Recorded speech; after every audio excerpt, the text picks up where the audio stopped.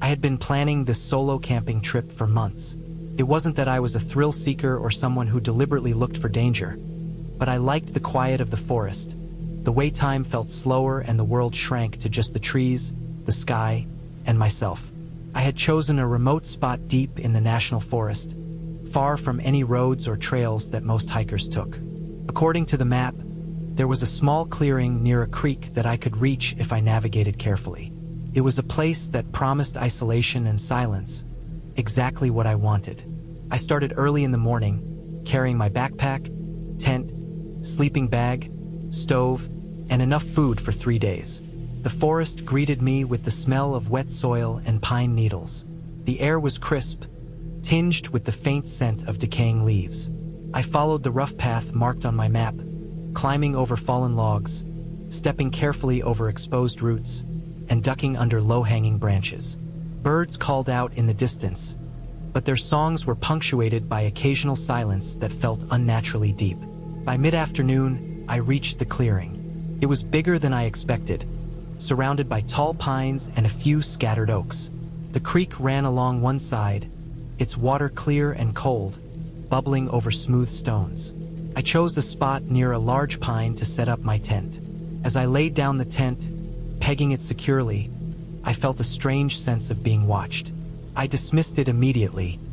It was just my imagination, the kind that always surfaces when you are alone in the woods. The first evening passed uneventfully. I gathered firewood, built a small fire, and cooked a simple meal of dehydrated vegetables and rice. The fire crackled softly, sending sparks into the night sky. The stars were bright, unspoiled by city lights. As I ate, I noticed a rustling in the underbrush across the creek. I froze, straining to see. A deer, I told myself, or a raccoon. Nothing to worry about. The rustling stopped as suddenly as it had started.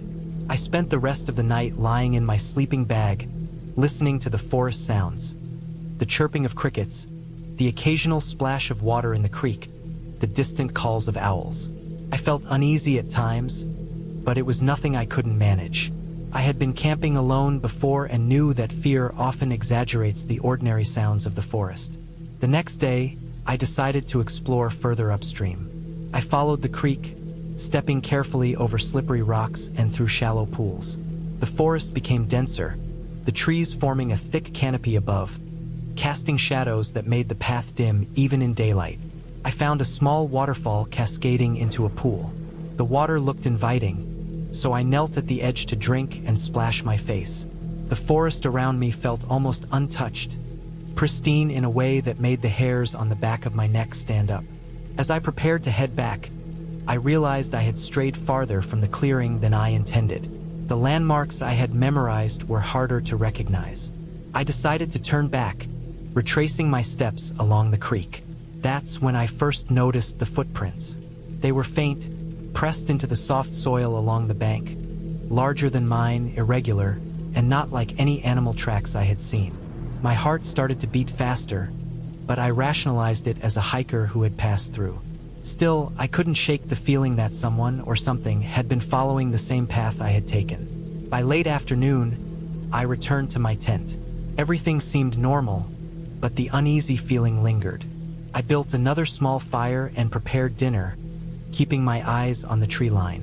That night, the sounds of the forest felt different. The rustling came more frequently, sharper and closer. I lay awake, listening to the snapping of twigs and the movement of something heavy through the underbrush. I told myself repeatedly that it was a deer or a bear, but deep down I knew it didn't sound right. Bears usually make noises that are more deliberate, and this was stealthy, almost human in rhythm. Around midnight, I heard it. A crunching sound, very close this time, like someone stepping over dry leaves just outside my tent. My heart pounded in my chest. I didn't move. I could hear breathing, slow and deliberate, and the faint hiss of air through a brush of branches. I wanted to grab my knife, but I was frozen, every instinct screaming at me to stay absolutely still. The sound circled my tent. I could almost sense it, a presence, moving deliberately as if assessing me. Then it stopped. Silence returned, almost suffocating in its intensity. I lay awake until dawn, listening to every crackle of the fire, every snap of a twig, every rustle of leaves. I didn't sleep a wink. As the first light broke through the canopy, I decided to pack up immediately. I couldn't stay another night in that spot. Breaking down the tent was nerve-wracking. Every small sound made me jump. I left the clearing as quickly as I could, taking the path I had come, but I noticed the footprints again, this time alongside mine, leading in the same direction. They were larger, heavier, and somehow closer than before. I picked up my pace. The forest, once serene, now felt like a trap. Every bend in the path, every shadow seemed to conceal eyes. By late morning, I reached a ridge that offered a view of the surrounding forest. I saw smoke in the distance, likely from a ranger station or another campsite. Relief washed over me. I descended quickly, moving toward the smoke, constantly glancing behind. There were no tracks following me now, but the fear lingered, gnawing at my mind. I reached a ranger station by early afternoon. The officer there listened intently as I described the footprints, the sounds at night, and the feeling of being watched. They took me seriously.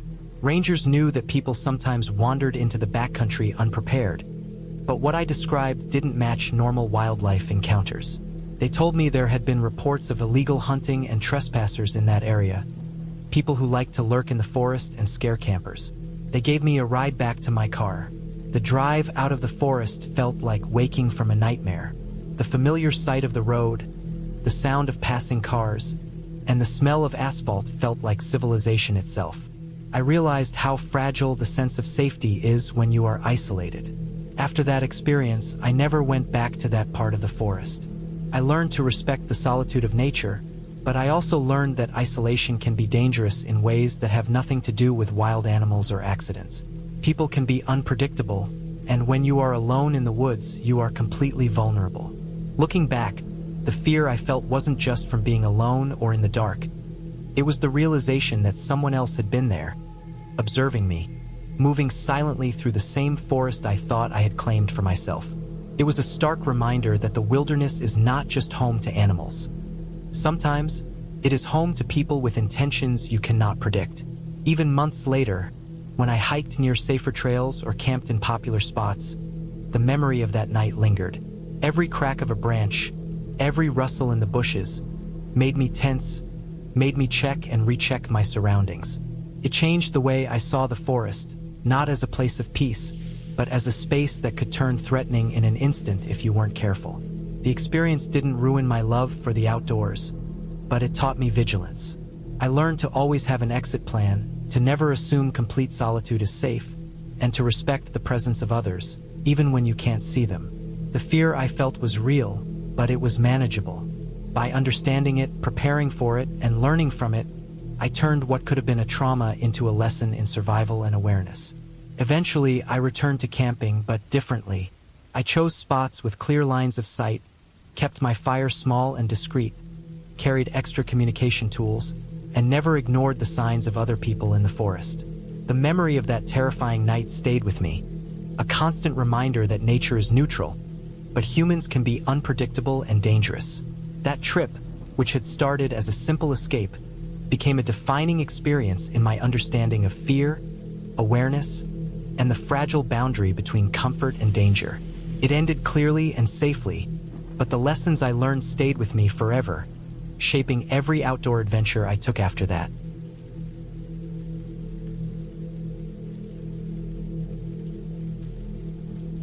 I had been planning this trip for months. I wanted a solo camping experience deep in the wilderness, away from the noise, away from the roads, away from anyone else. I had studied maps, researched trails, checked weather reports, and made sure my gear was top-notch. I packed my backpack carefully. A lightweight tent, a sleeping bag rated for low temperatures, enough food for 3 days, a portable stove, water purification tablets, a first aid kit, headlamp, flashlight, extra batteries, multi-tool, rope, and some basic survival gear. I told myself I was being cautious, even meticulous, but part of me also craved the thrill of being completely alone in the woods, relying entirely on myself. The drive to the trailhead was long. The roads became narrower and rougher, eventually giving way to a gravel path surrounded by thick forest on either side. The smell of pine was heavy in the air, and sunlight barely penetrated the dense canopy. My plan was to hike for several miles to a small clearing by a river, a spot I had scouted on satellite images. It was remote, hard to reach, and ideally quiet. I wanted to set up camp there and just exist in the middle of the forest for a few days, soaking in the silence. The hike itself was uneventful at first. The forest was calm, the occasional bird call echoing through the trees. I passed fallen logs, moss-covered stones, and small creeks trickling through the undergrowth. The air was damp but fresh, and I felt a sense of freedom walking without a clear path or trail markers. I carried my pack without complaint, feeling the burn in my shoulders and legs as a welcome challenge. By early afternoon, I reached the clearing I had chosen. It was small but open enough for my tent, with a flat area of dirt surrounded by tall trees.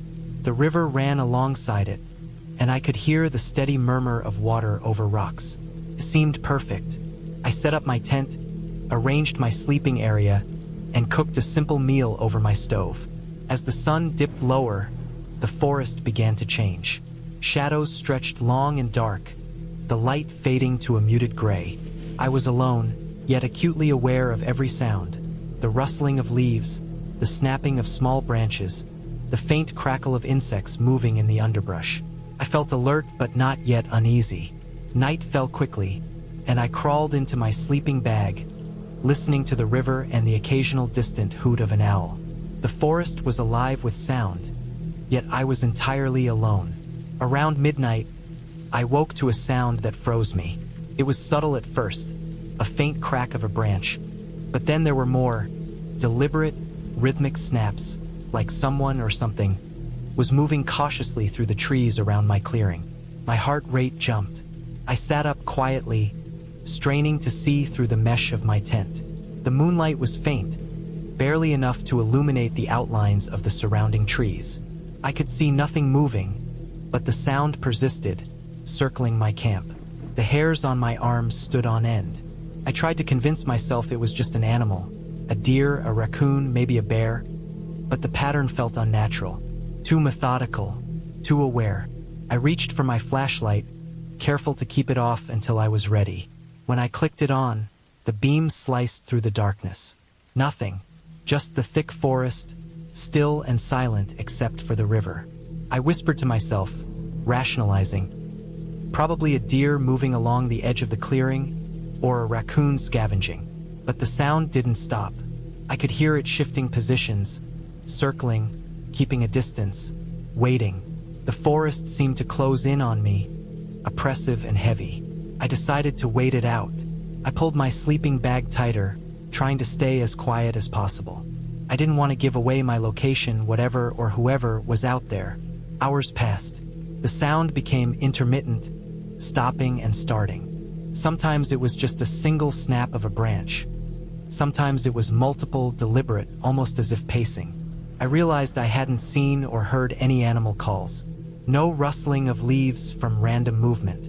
It felt deliberate, targeted. My stomach twisted into knots.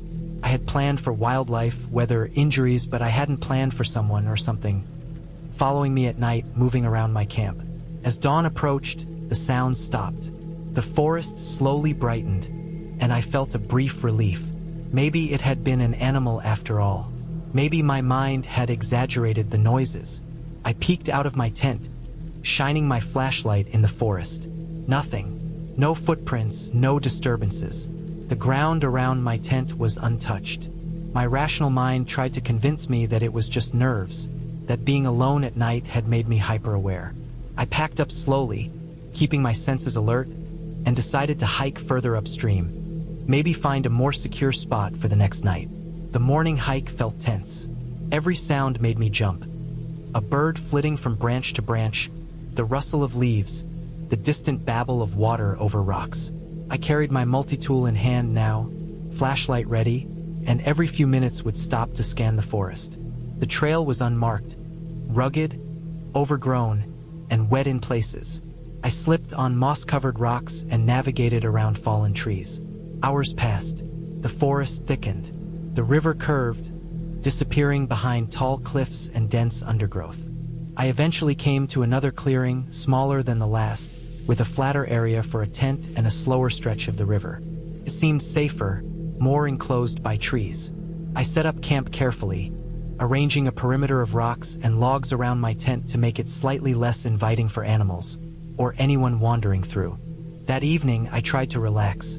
I cooked dinner, listened to the river, and observed birds and small animals scuttling near the water. Yet the unease from the previous night lingered. The forest was alive with sound, but something felt off. I double-checked my tent stakes, my backpack, and my gear. I tried to rationalize everything. Perhaps the previous sounds had been a human hunter, maybe hikers who had been tracking me unintentionally, or maybe I had just imagined it. Still, I couldn't shake the feeling of being watched.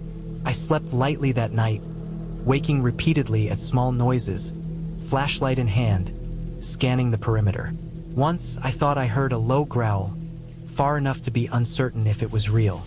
I waited silently, frozen, heart pounding. Nothing. I told myself it was a bear moving through the underbrush, and I tightened my sleeping bag around me. The hours passed slowly, each one stretching longer than the last. By the first light of dawn, I was exhausted but relieved. No disturbances, no noises except the river and the distant calls of birds. I packed quickly, determined to continue my hike and find a route back to a main trail. I hiked cautiously, staying close to the river where the terrain was more predictable. My legs ached, my pack was heavy, but I focused on the path ahead. I was scanning for landmarks I had memorized from the maps, marking spots mentally to ensure I didn't get lost. The forest was dense, overgrown, and uneven. Occasionally, I saw fresh animal tracks. Deer, raccoon, maybe a bear. They reminded me I wasn't alone in the wilderness, even if no humans were visible. I tried to relax, telling myself that wildlife encounters were normal, that staying calm and aware was the key. By mid-afternoon, I reached a point where the river narrowed into a gorge. The path became treacherous. Wet rocks, steep inclines, and loose soil made progress slow. I had to use my hands to steady myself and climb around obstacles. My pack pressed against my back, and my legs shook from the strain. Then I noticed it, faint tracks in the mud alongside the river. They weren't animal tracks, human, boots careful and deliberate. My heart raced. They were fresh, likely made within hours. I crouched low, examining them. They were heading upstream, the same direction I had been moving.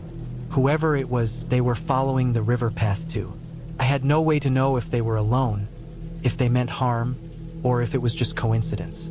The rational side of me said maybe they were another hiker, but the memory of the previous night made my stomach twist. I decided to be cautious, to move silently and keep an eye out.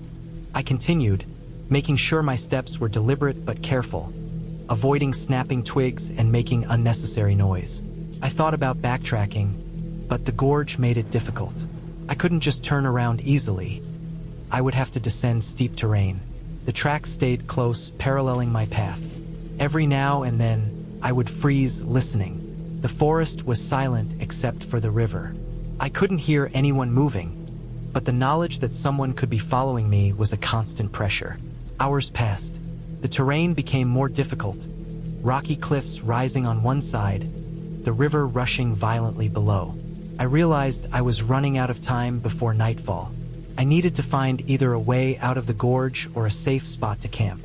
I spotted a narrow ledge that seemed passable, a precarious but viable route along the cliffside. Carefully, I navigated it, my pack scraping against rocks, legs trembling from fatigue. Halfway along, a loose stone slipped underfoot. I caught myself, but my heart was in my throat. The thought of falling into the river below, alone, terrified me. My mind raced with scenarios: injury, exposure, hypothermia, and the possibility of someone following me. I had to keep moving, had to stay focused.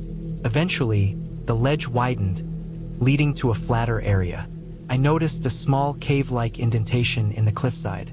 Not ideal, but it offered some shelter. I decided to stop for the night there. I gathered fallen branches and leaves to create a makeshift bedding, keeping my backpack close and my flashlight charged. I didn't cook, too risky, I drank some water and rationed a small amount of food. The night was long. Every sound made me tense. Every shadow looked like a person. I didn't sleep much, dozing lightly, waking repeatedly. I had no idea if the tracks from earlier had stopped or if someone was still nearby. I stayed alert until first light, when I could finally see clearly. Morning brought clarity. The tracks had vanished. No disturbances, no signs of recent passage. I breathed a small sigh of relief. I assessed my situation. I was still deep in the wilderness, far from roads, but I had a route to a main trail that I had marked on my map. It would be a long hike, but I felt capable. I packed carefully, moving slowly and deliberately, and started back along the gorge path. I kept my eyes on the terrain and my ears tuned for any unusual noises. The hike was exhausting. I climbed, descended, navigated around fallen trees, and crossed small streams. My muscles ached. My pack felt heavier with every step, but I pressed on. By afternoon, I reached the end of the gorge and saw a recognizable path leading toward the main trail. My pace quickened, adrenaline carrying me forward. I stayed alert but gradually began to relax. The trees thinned, sunlight reached the ground again, and the air felt warmer and lighter. I knew civilization was near. Eventually, I reached the main trail. Footprints in the dirt and faint tire marks told me I was back to a frequently used area. Relief washed over me. I followed the trail for several miles until I finally reached the parking area. Cars, road noise, and distant voices were overwhelming after days of isolation. I felt a mix of exhaustion and satisfaction, a profound appreciation for being safe, alive, and back among people. I parked my backpack on the ground, sat down, and just breathed. The forest, the gorge, the nights of tension, they were behind me now. I realized the experience had taught me a lot. The wilderness was beautiful, but it was unforgiving. Awareness, preparation, and caution were essential. I had faced fear, isolation, and uncertainty, but I had made it through. I had relied on my instincts, my skills, and careful planning. There was relief, yes, but also pride. I had survived, and I knew I could handle it again, though I would never underestimate the power and unpredictability of the wilderness. The drive home was quiet. My mind replayed moments from the past few days. The river, the gorge, the shadows at night, but I carried a deep sense of closure. I had confronted fear and come out the other side.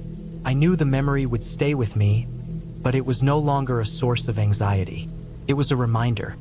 The forest is real, wild, and beautiful, but it demands respect, awareness, and preparation. I would return one day, but I would always remember the lessons I learned in those long, tense nights alone in the wilderness.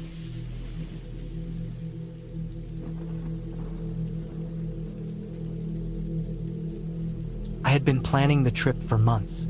Not a weekend getaway or a casual hike, but a real camping trip far from any roads, towns, or people.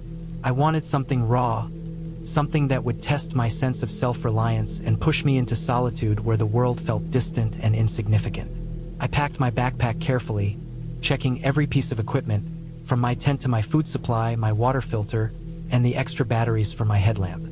I wanted no surprises, but I knew that the wilderness always had a way of teaching lessons no preparation could fully anticipate. I chose a section of forest deep in the mountains, a place that appeared on no popular trail maps, where only the occasional hunter ventured. The route required a full day of hiking through rugged terrain just to reach a decent camping spot, and I welcomed the challenge. My car was parked on a dirt road at the trailhead, and as I strapped on my backpack and stepped into the dense woods, I felt a strange mix of excitement and unease. The trees were tall and thick, their trunks dark with moisture, their leaves forming a canopy that filtered the sun into a soft green light. The air smelled of damp earth, pine, and decaying leaves, a scent that somehow carried both calm and foreboding. The hike was more grueling than I had expected. The forest floor was uneven, littered with fallen branches, rocks, and the occasional patch of mud that threatened to swallow my boots.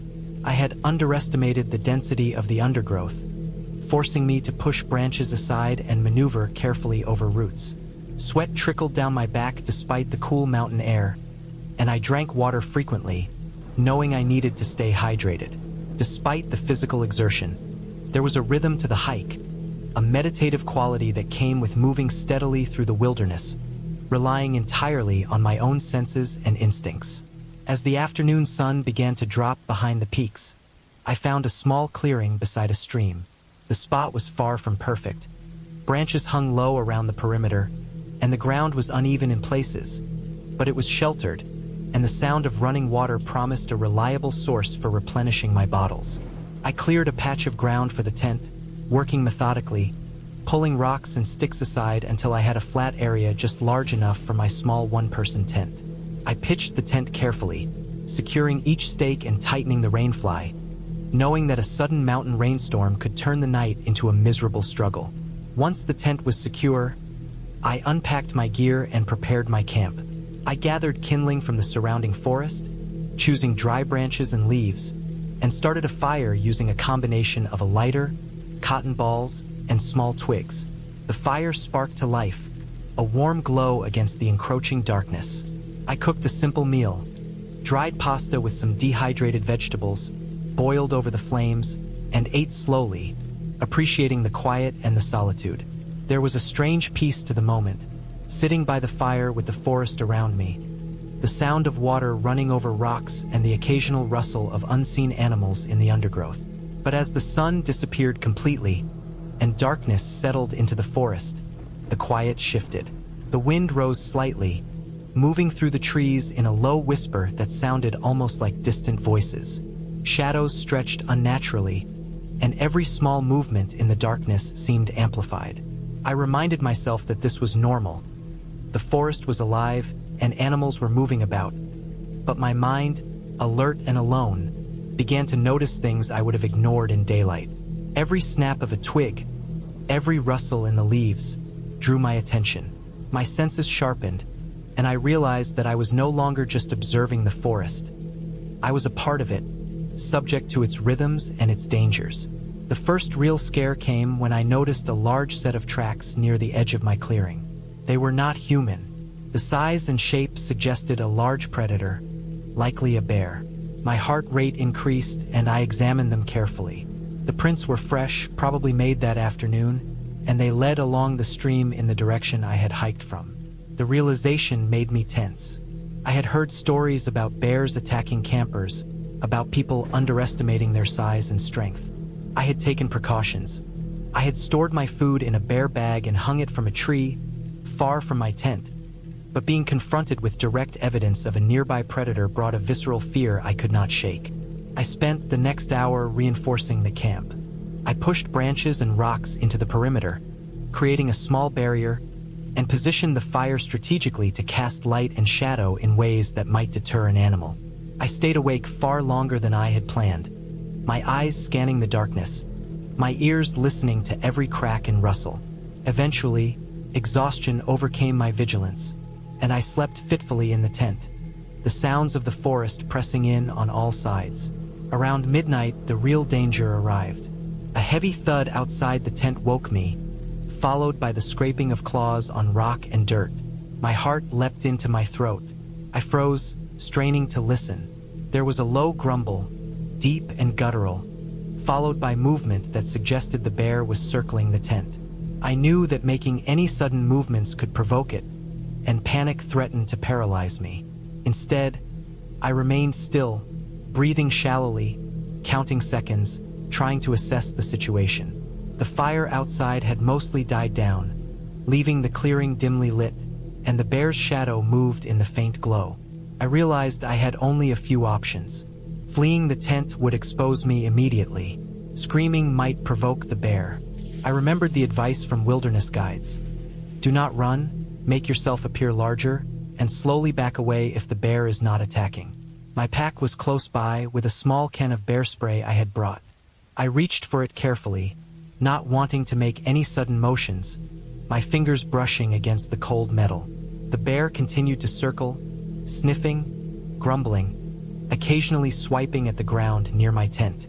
The sound was terrifyingly close, and I felt the vibration of its massive body through the earth beneath me. Time stretched. Every minute seemed like an hour. I tried to steady my breathing, trying not to panic, knowing that panic could be deadly.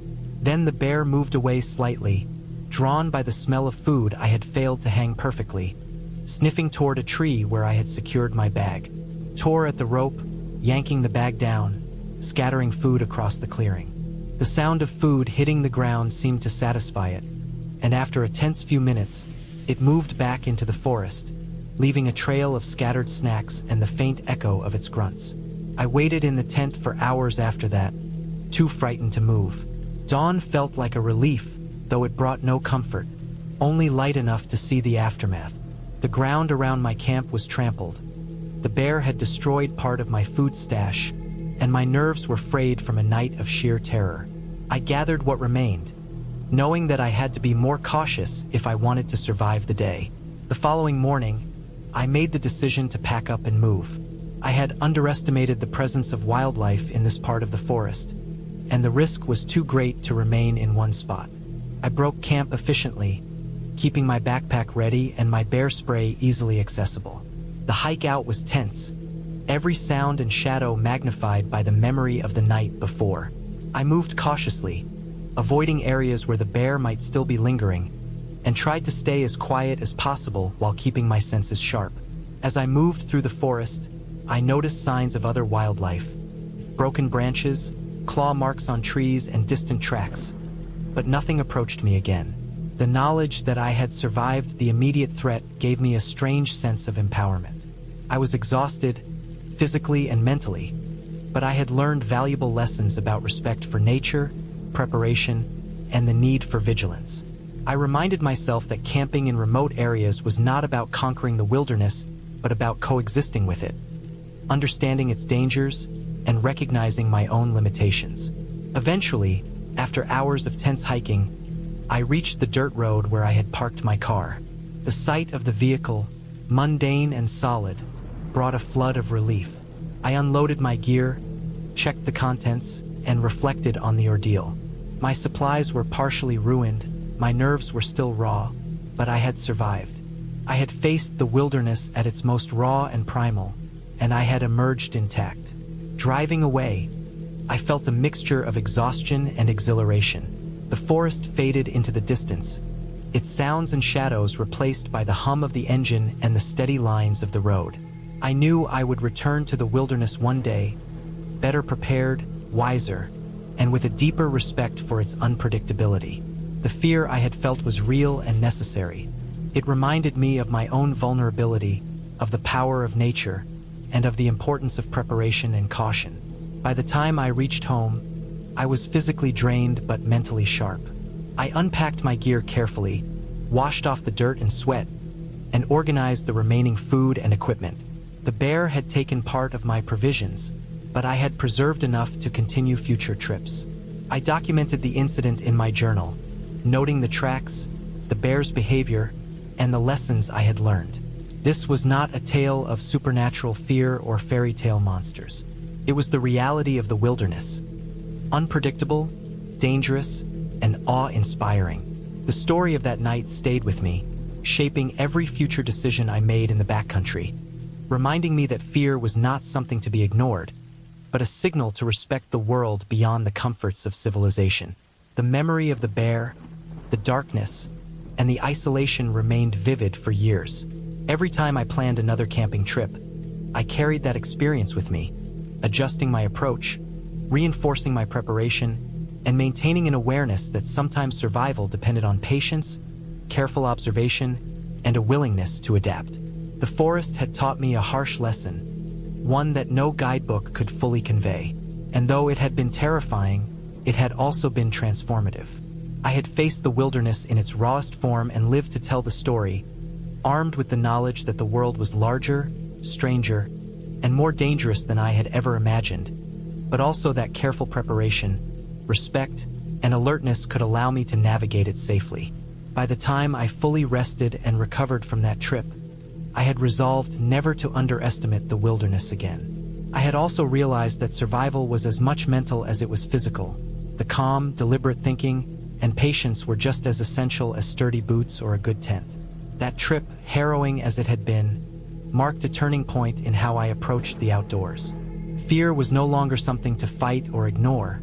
It was something to respect, understand, and let guide my decisions. And in that way, the terrifying night in the forest became a valuable, permanent lesson that shaped my life in profound ways.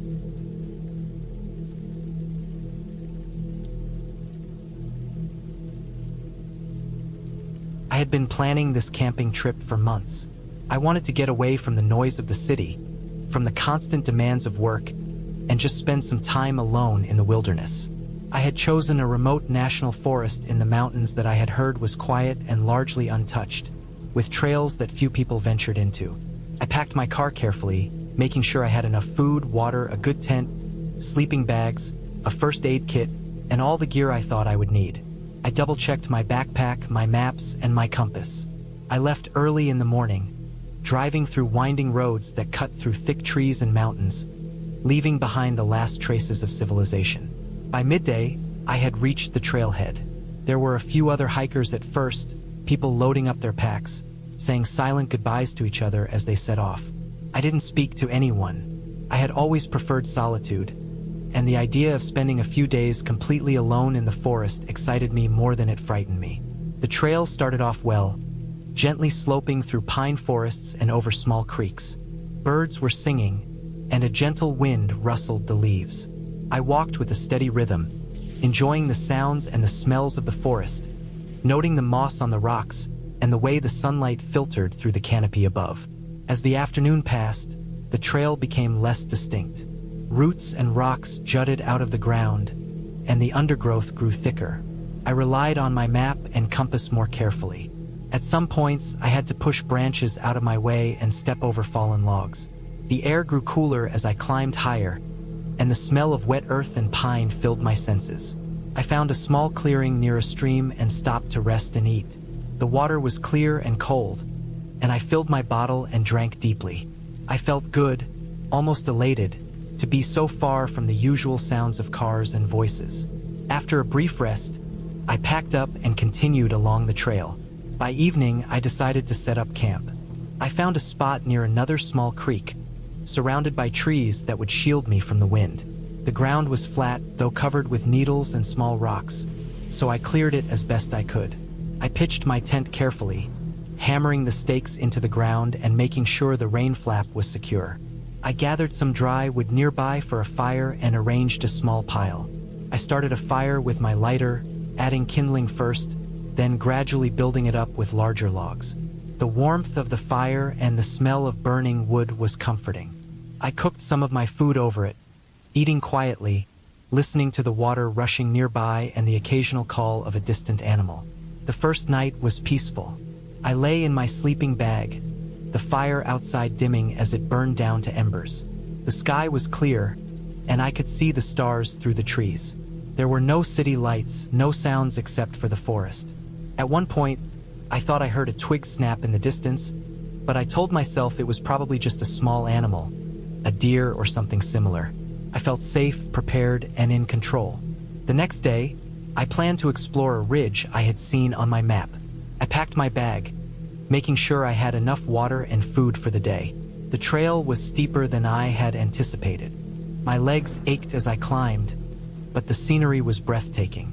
The trees thinned as I gained elevation, revealing sweeping views of the valleys below. The air was crisp, carrying the scent of pine and wet stone. I stopped periodically to rest, taking small sips of water and eating a snack, enjoying the quiet. As afternoon approached, I realized I had misjudged the distance. The ridge was farther than I thought, and I was starting to feel fatigued. My backpack seemed heavier with each step, and my feet ached despite my sturdy boots. I stopped beside a boulder to catch my breath and take in the view. That's when I noticed something unusual. About 50 meters away, near a patch of dense brush, I saw a movement. At first, I thought it might be a deer, but it didn't move like any deer I had ever seen. It was too deliberate, too cautious. My stomach tightened. I reminded myself that there were hunters in the area, but it was too late in the season for hunting, and I had seen no other people along the trail. I decided to keep moving, trying to act as if I hadn't seen anything. I stuck to the trail, keeping my eyes alert, and reached the ridge. The view was spectacular, with layers of mountains stretching into the distance. I took a few pictures and rested on a rock. The wind picked up, and I could hear the distant rustling of trees, the occasional call of a bird. Everything seemed normal, but I couldn't shake the feeling that I was being watched. I decided to keep moving, trying to act as if I hadn't seen anything. I stuck to the trail, keeping my eyes alert, and reached the ridge. The view was spectacular, with layers of mountains stretching into the distance. I took a few pictures and rested on a rock.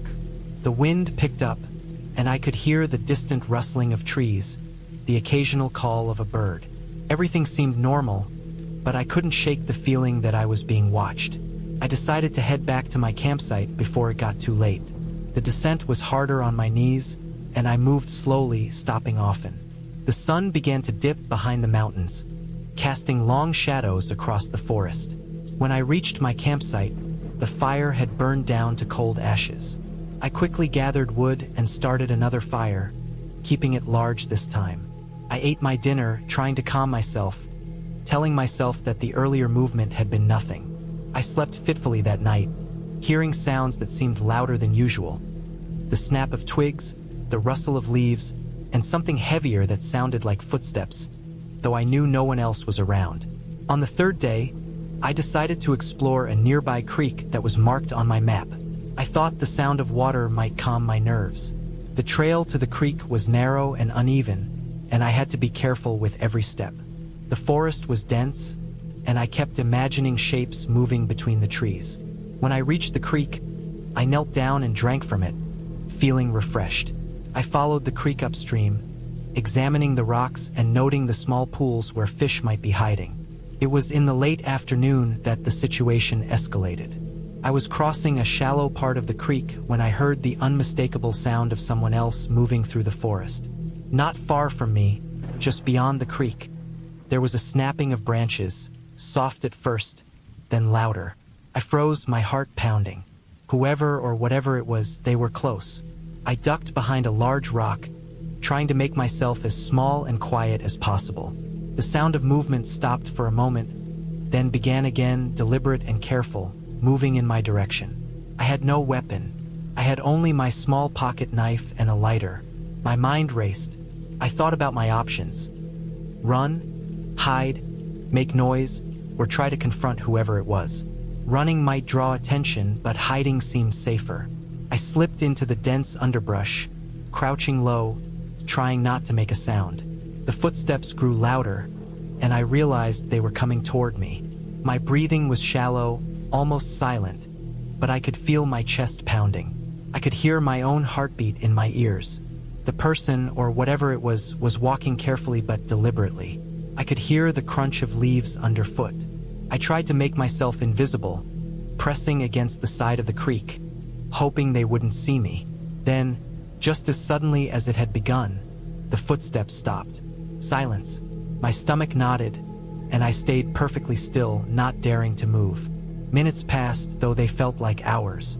Eventually, the footsteps moved away, slowly, deliberately retreating. I waited, frozen, until I was certain the person was gone. I did not sleep well that night. I stayed close to the fire, making it as large as possible, and I kept my knife within reach. Every sound seemed louder, every shadow more menacing. I tried to remind myself that the forest was full of animals, that most humans would not come this far alone, but the sense of danger lingered. The next morning, I decided to pack up and leave. I did not want to spend another night in that campsite. I broke down my tent quickly, packed my bag, and set off along the trail. I stayed alert, scanning every movement, listening for every sound. The forest, which had felt beautiful and serene just days ago, now seemed ominous. Every branch snapping, every rustle of leaves made my heart race. I moved quickly, carefully, keeping my eyes on the trail and avoiding dense areas where someone could be hiding. By midday, I reached a junction where the trail split. I consulted my map and chose the path that would take me out of the forest the fastest. I walked faster than I had in days, my legs burning, my back aching, but I pushed myself. As evening approached, I finally saw the edge of the trees ahead, and the sound of a distant road reached my ears. Relief flooded me. I moved faster, breaking into a run when I finally saw the road. When I reached the road, I saw a passing car and waved my arms until the driver stopped.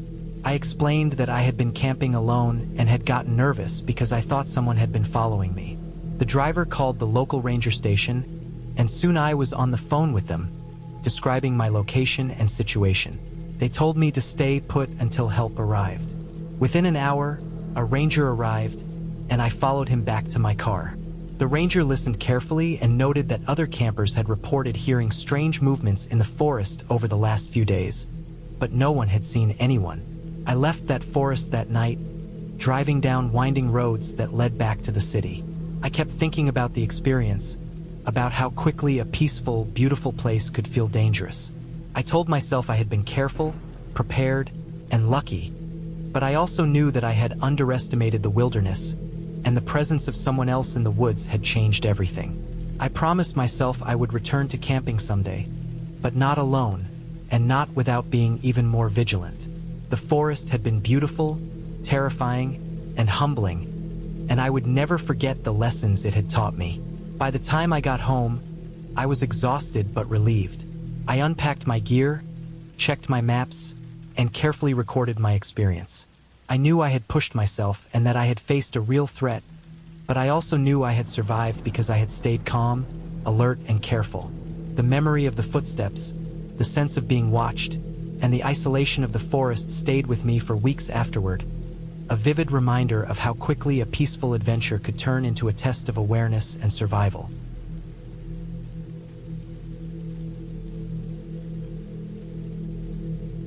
I had always liked camping alone. There was something about the silence of the forest, the way the wind moved through the trees, the smell of pine and wet earth, and the feeling of being entirely removed from the city and the people that made it feel alive in a way I couldn't describe.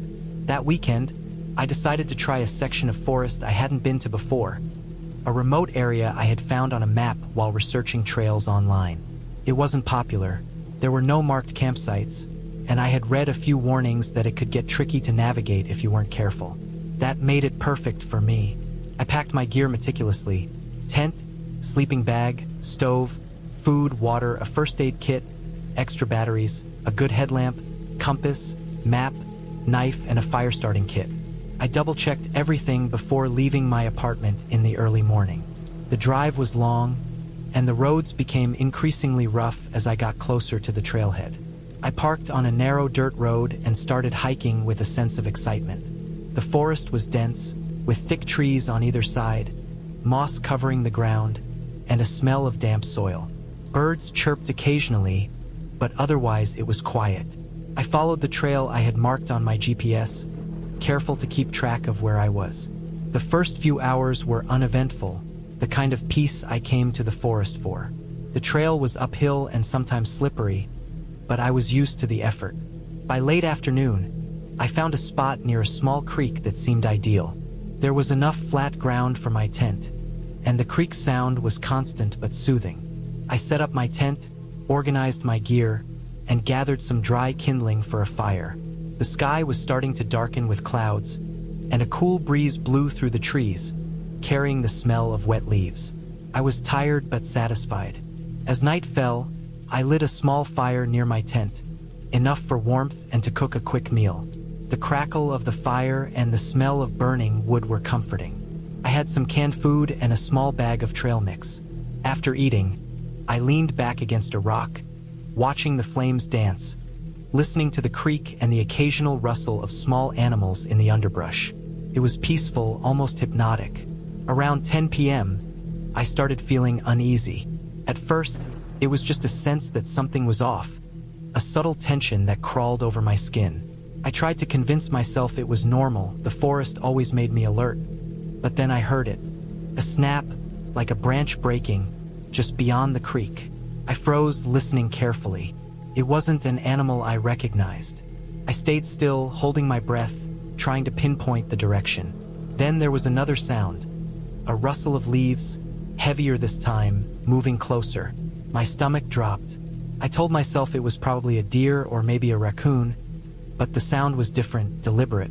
Not an animal, not the wind. My heart started beating faster. I grabbed my flashlight and shone it toward the noise, but all I could see were shadows and tree trunks. I made sure my knife was within reach. I tried to stay calm, reasoning that I could deal with whatever it was if I stayed quiet and alert. Then I heard a low growl, unmistakable this time. A real growl, close like a predator circling. I froze completely, listening. It was moving along the creek, careful but clearly coming closer. I remembered the warnings about this area. People sometimes came across bears or mountain lions here. I had read that staying calm and avoiding sudden movements was important, but my body didn't follow that advice naturally. My legs felt frozen, my hands clammy. The growl came again, closer. I picked up a stick from the fire pit, intending to use it if I had to defend myself, and slowly, carefully, I reached for my backpack where I kept bear spray. My eyes scanned the darkness. The fire was dying down, making the shadows more menacing. I tried to convince myself the animal would move on, but instinct told me it wasn't going to. It knew I was there, and whatever it was hunting in the dark. Suddenly, movement caught my eye. I saw a large shape move between the trees across the creek. My heart stopped. I recognized the outline. It was big, muscular, and low to the ground. A mountain lion, no doubt. I had read about them, but seeing one this close, in the wild, was terrifying. It was silent except for the faint rustle of leaves and the occasional snap of a twig. My mouth went dry. I remembered the advice. Make yourself look bigger, make noise, and don't run. I grabbed a larger branch from the fire, held it up, and shouted as loud as I could. The lion paused, ears twitching, but it didn't retreat. It moved a few steps closer. My mind raced. I considered my options. My tent was not far from the creek, but I wasn't going to run toward it and risk triggering a chase. The only thing I could do was slowly back away while making myself look big and threatening. I slowly lifted my arms, waving the stick, making loud noises, stomping on the ground. The lion crouched slightly, muscles tense, ready to pounce. My heart pounded so hard I thought it might burst from my chest. My legs trembled as I took careful steps backward, toward a large rock that I had noticed earlier. If I could get behind it, I might have a barrier between myself and the animal. The mountain lion didn't attack immediately. It studied me, eyes glowing faintly in the darkness. My stomach churned. I remembered reading that mountain lions often stalk before attacking and that sudden movements could trigger a chase instinct. I forced myself to stay slow, deliberate.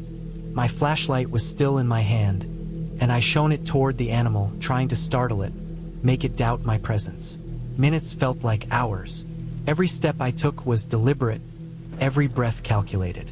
I reached the rock, crouched behind it, still holding the stick like a weapon. The lion moved a few more steps closer, then stopped. It was within striking distance, but for some reason, it hesitated. I guessed it wasn't fully committed to attacking, but I couldn't be sure. I stayed as still as possible, ready to react. After what felt like an eternity, the mountain lion finally turned and disappeared into the trees, slipping away silently. My body shook from adrenaline, but I stayed crouched for a long time, listening.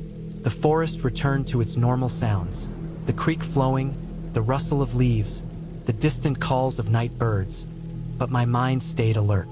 I waited until the growls and movements were gone before I slowly got up.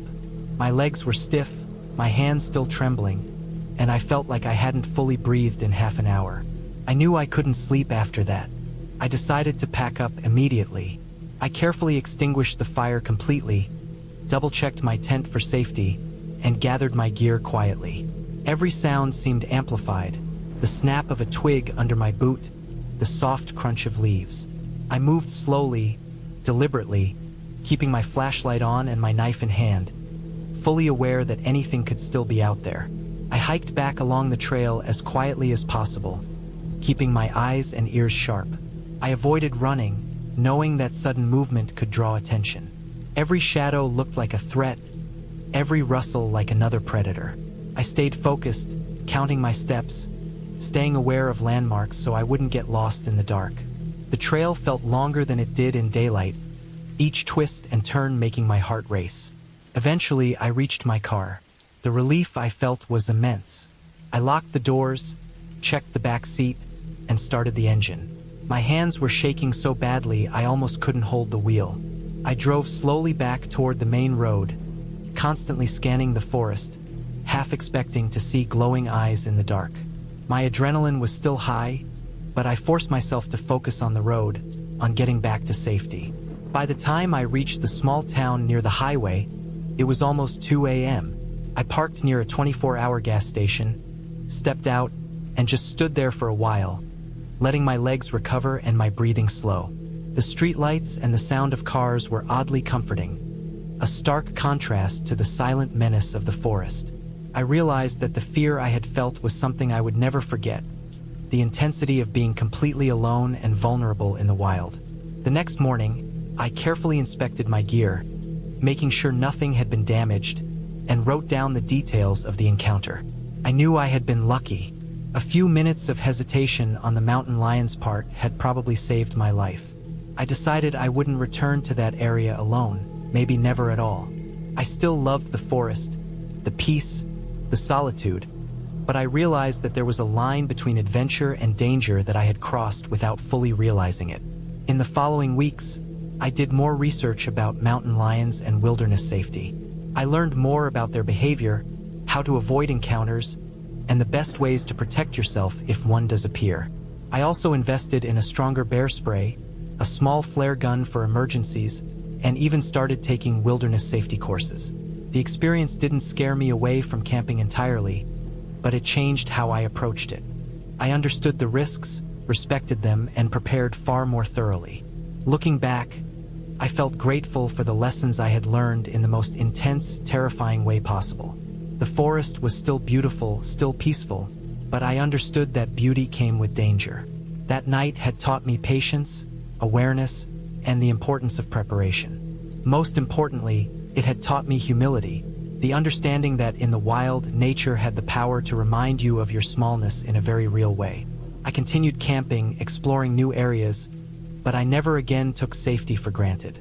I never forgot the sound of that low growl, the way the mountain lion had moved so silently through the dark, and the immense relief when I finally reached safety.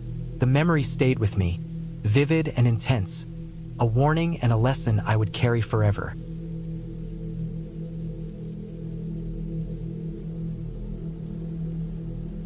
I had been planning this trip for months.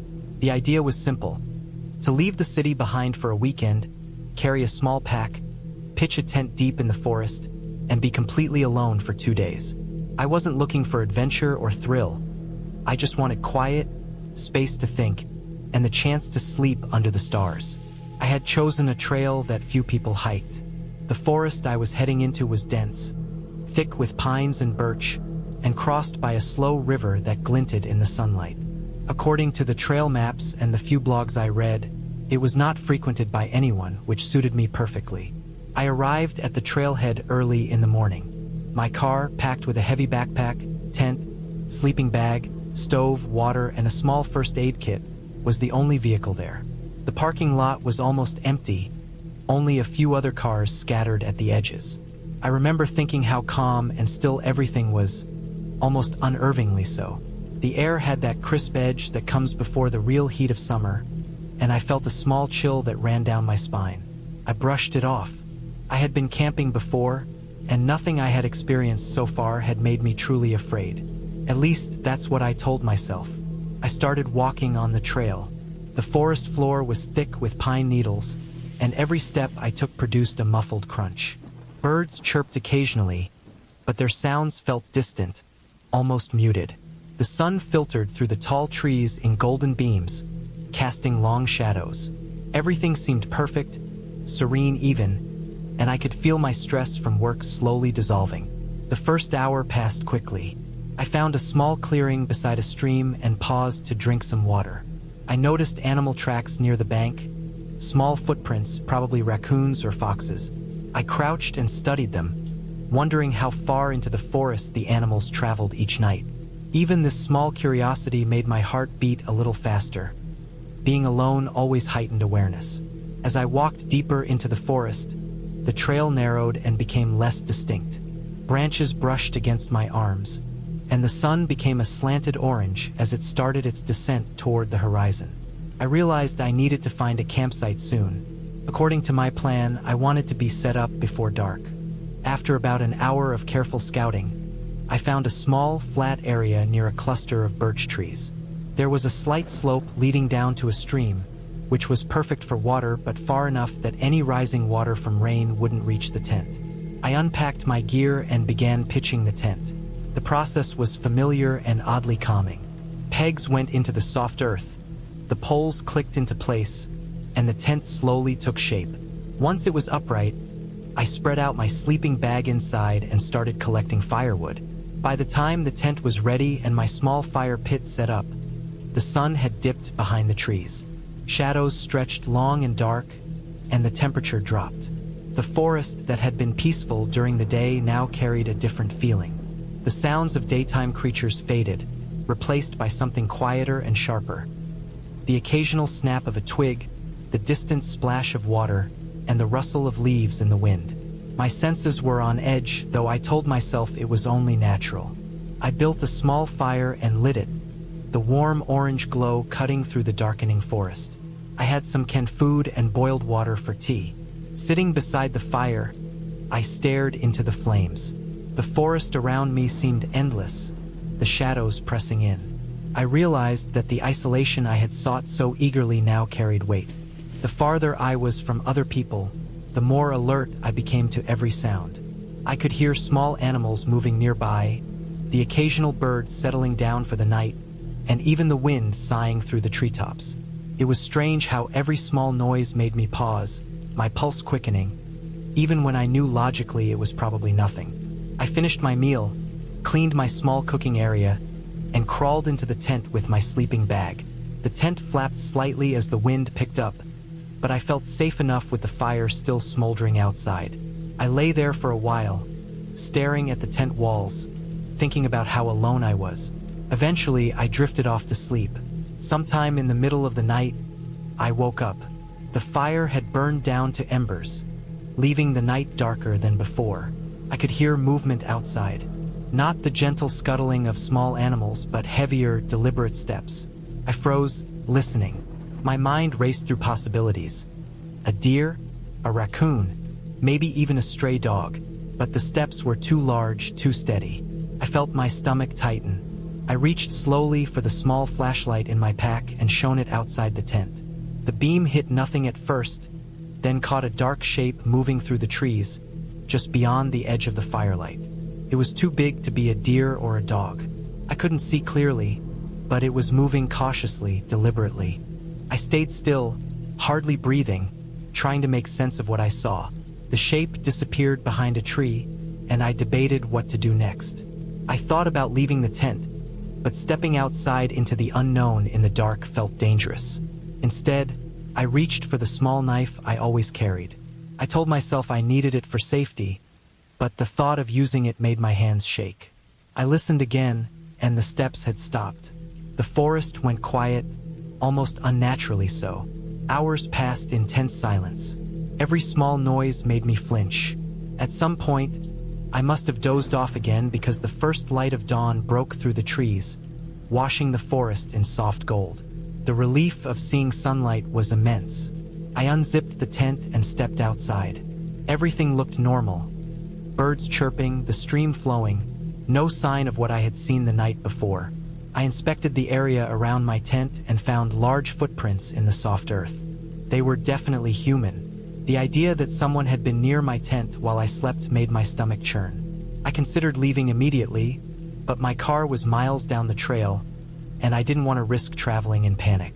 Instead, I packed up quickly, keeping my eyes open for any movement.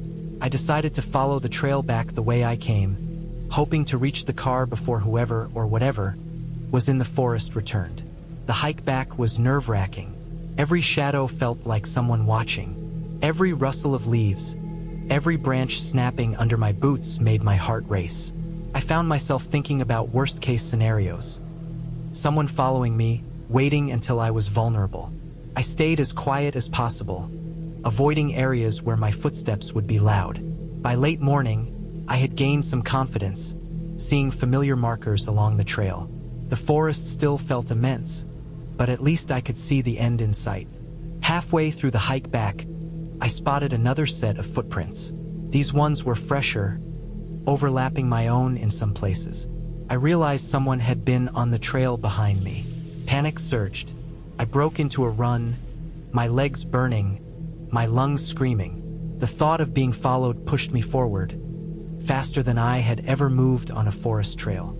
I didn't stop to think, only focused on putting distance between myself and the unknown person. Finally, I reached the parking lot. My car was exactly where I left it. Relief hit me like a wave. I didn't wait. I jumped in, locked the doors, and started the engine. As I drove away, I looked in the rearview mirror at the empty trailhead, the forest looming behind. It looked peaceful, almost inviting, as if nothing had happened at all. But I knew better. I could still feel the weight of the night, the fear, and the presence of someone, or multiple someones, moving silently in the dark. The drive back to the city was long, and I didn't stop until I was back on familiar roads. I called the police and reported the footprints and the possibility of someone following me. But by the time they came to check the trail, there was no trace. The footprints had disappeared, washed away by a morning shower that had begun while I was driving. In the days that followed, I replayed every moment in my mind. I thought about what could have happened if I had woken up later, or if the person had been closer. The experience changed how I viewed isolation. The forest, once a place of peace, had shown me a raw, realistic danger I had never anticipated. I realized that people can be far scarier than any animal, and that being alone is never truly safe, even when the woods are empty. I never went back to that trail. I still hike, but I avoid empty forests and remote trails. I now understand that the real fear comes from the unpredictability of human behavior. That camping trip, which I had planned as a peaceful escape, ended up teaching me a lesson about awareness, caution, and the thin line between solitude and vulnerability. I carry that memory with me, not as a tale of terror, but as a reminder that the quietest places can hold the sharpest dangers, and that respect for the wilderness includes respect for the people who might be hiding in it. Even now, months later, whenever I hike or camp, I constantly check my surroundings, aware that the world is rarely as empty as it seems. I have learned to trust my instincts and to prepare for the unexpected. That trip left its mark on me, not in scars or injuries, but in a heightened awareness of reality, a knowledge that fear does not come from ghosts or fairy tales, but from being unprepared for what the real world can throw at you. The forest had been beautiful, silent, and inviting, but it had also reminded me of how alone and vulnerable one can truly be.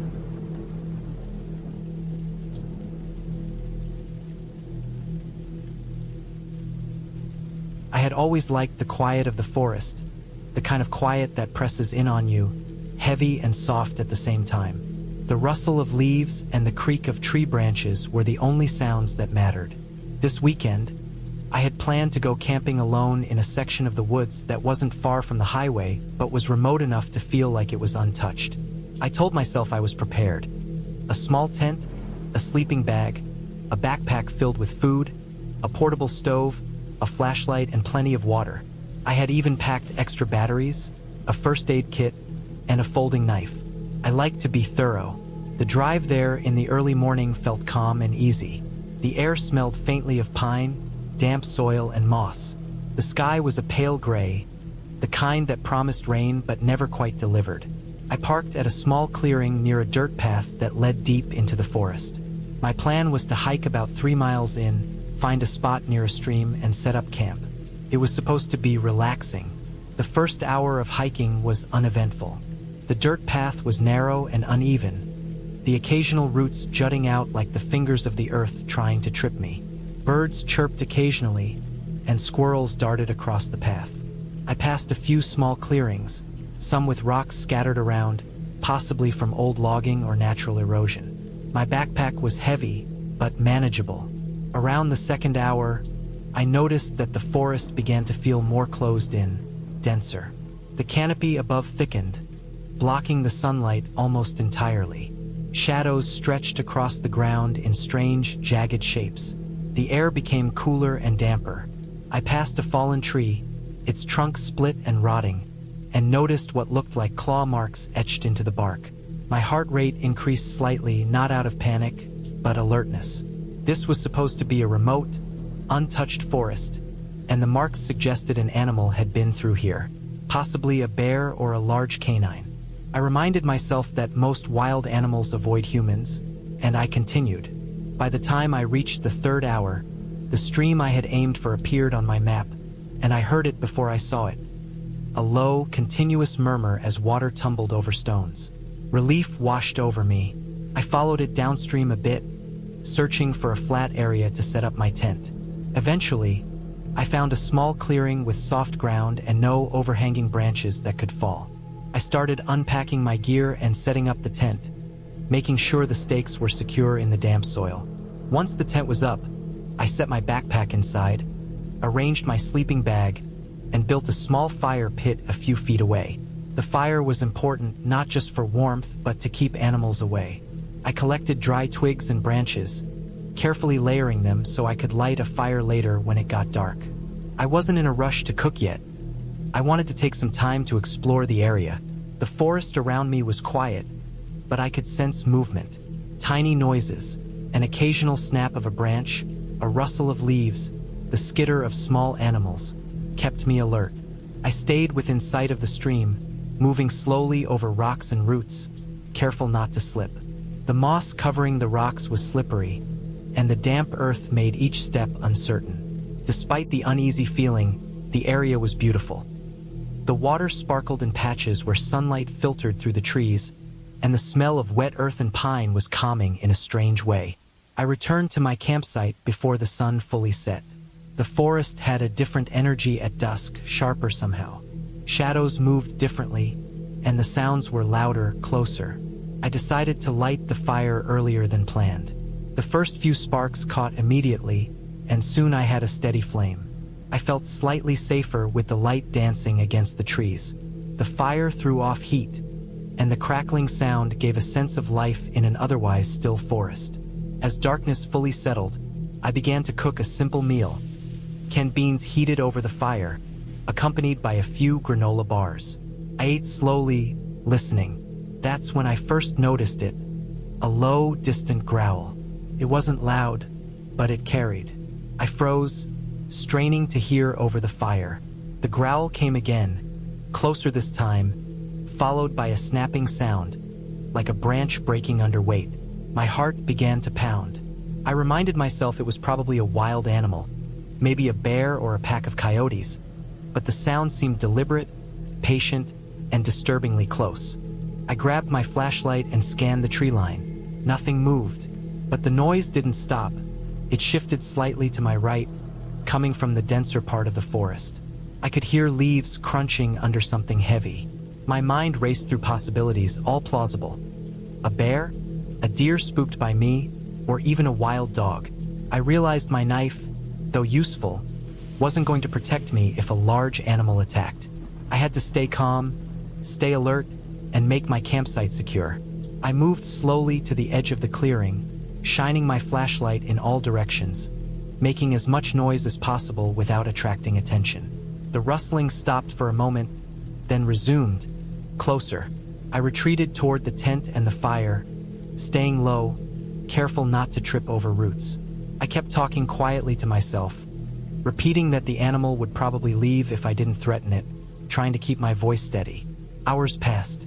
The growls and noises moved around the perimeter, sometimes near, sometimes farther, but always present. I could hear the stream bubbling softly, the fire crackling, the occasional thump of something heavy brushing against leaves. I didn't sleep that night. Every sound made me freeze. Every shadow seemed like movement. I kept my flashlight close and the knife even closer. Morning came, pale and gray. I hadn't eaten much after the first meal, too tense to enjoy it. I slowly packed my things, careful not to make unnecessary noise. I realized I needed to get out of there, but I had to do it strategically. Moving too quickly could provoke the animal, but staying increased my risk. I decided to follow the stream back the way I came, staying alert for any signs of large footprints or broken branches. I moved cautiously for hours. At one point, I found large paw prints pressed deeply into the mud near the stream, heading parallel to my path. The size suggested a bear or a similarly heavy predator. My chest tightened. I kept walking, keeping my distance from the water's edge where the tracks were most visible. I didn't dare run. Running could trigger a chase instinct in a large animal. By mid-morning, I finally reached the main path I had followed in. The forest around me seemed calmer, less oppressive, though I still checked every shadow, every rustle with constant vigilance. Once I reached my car, relief washed over me in waves so strong it made me lightheaded. I packed my remaining gear into the trunk quickly, but carefully, still scanning the tree line. Nothing followed. The drive back to civilization felt slow and tense, even though I was on a familiar road. Every shadow in the trees seemed like a predator. Every flicker of movement in the rearview mirror made my heart race. I thought about the night, the fear, the way the forest had closed in around me and made every step, every breath, feel heavy and dangerous. By the time I reached home, I was exhausted in a way that sleep alone couldn't fix. I unpacked my gear, checked for damage, and stored everything carefully. I made a note in my mind. I would return to camping, but not alone, not in areas I didn't know well, and never without constant awareness of what might be lurking just beyond the firelight. The forest was beautiful, quiet, and peaceful, but it was also dangerous. That weekend had shown me just how quickly a place could shift from calm to threatening, and how important it was to respect the balance of nature. I slept that night with the doors locked, feeling relief and safety, but also a lingering awareness of the wild, patient world waiting beyond the edge of civilization. I had survived, and I had learned something I wouldn't forget. The forest gives peace, but only if you are ready for its truth.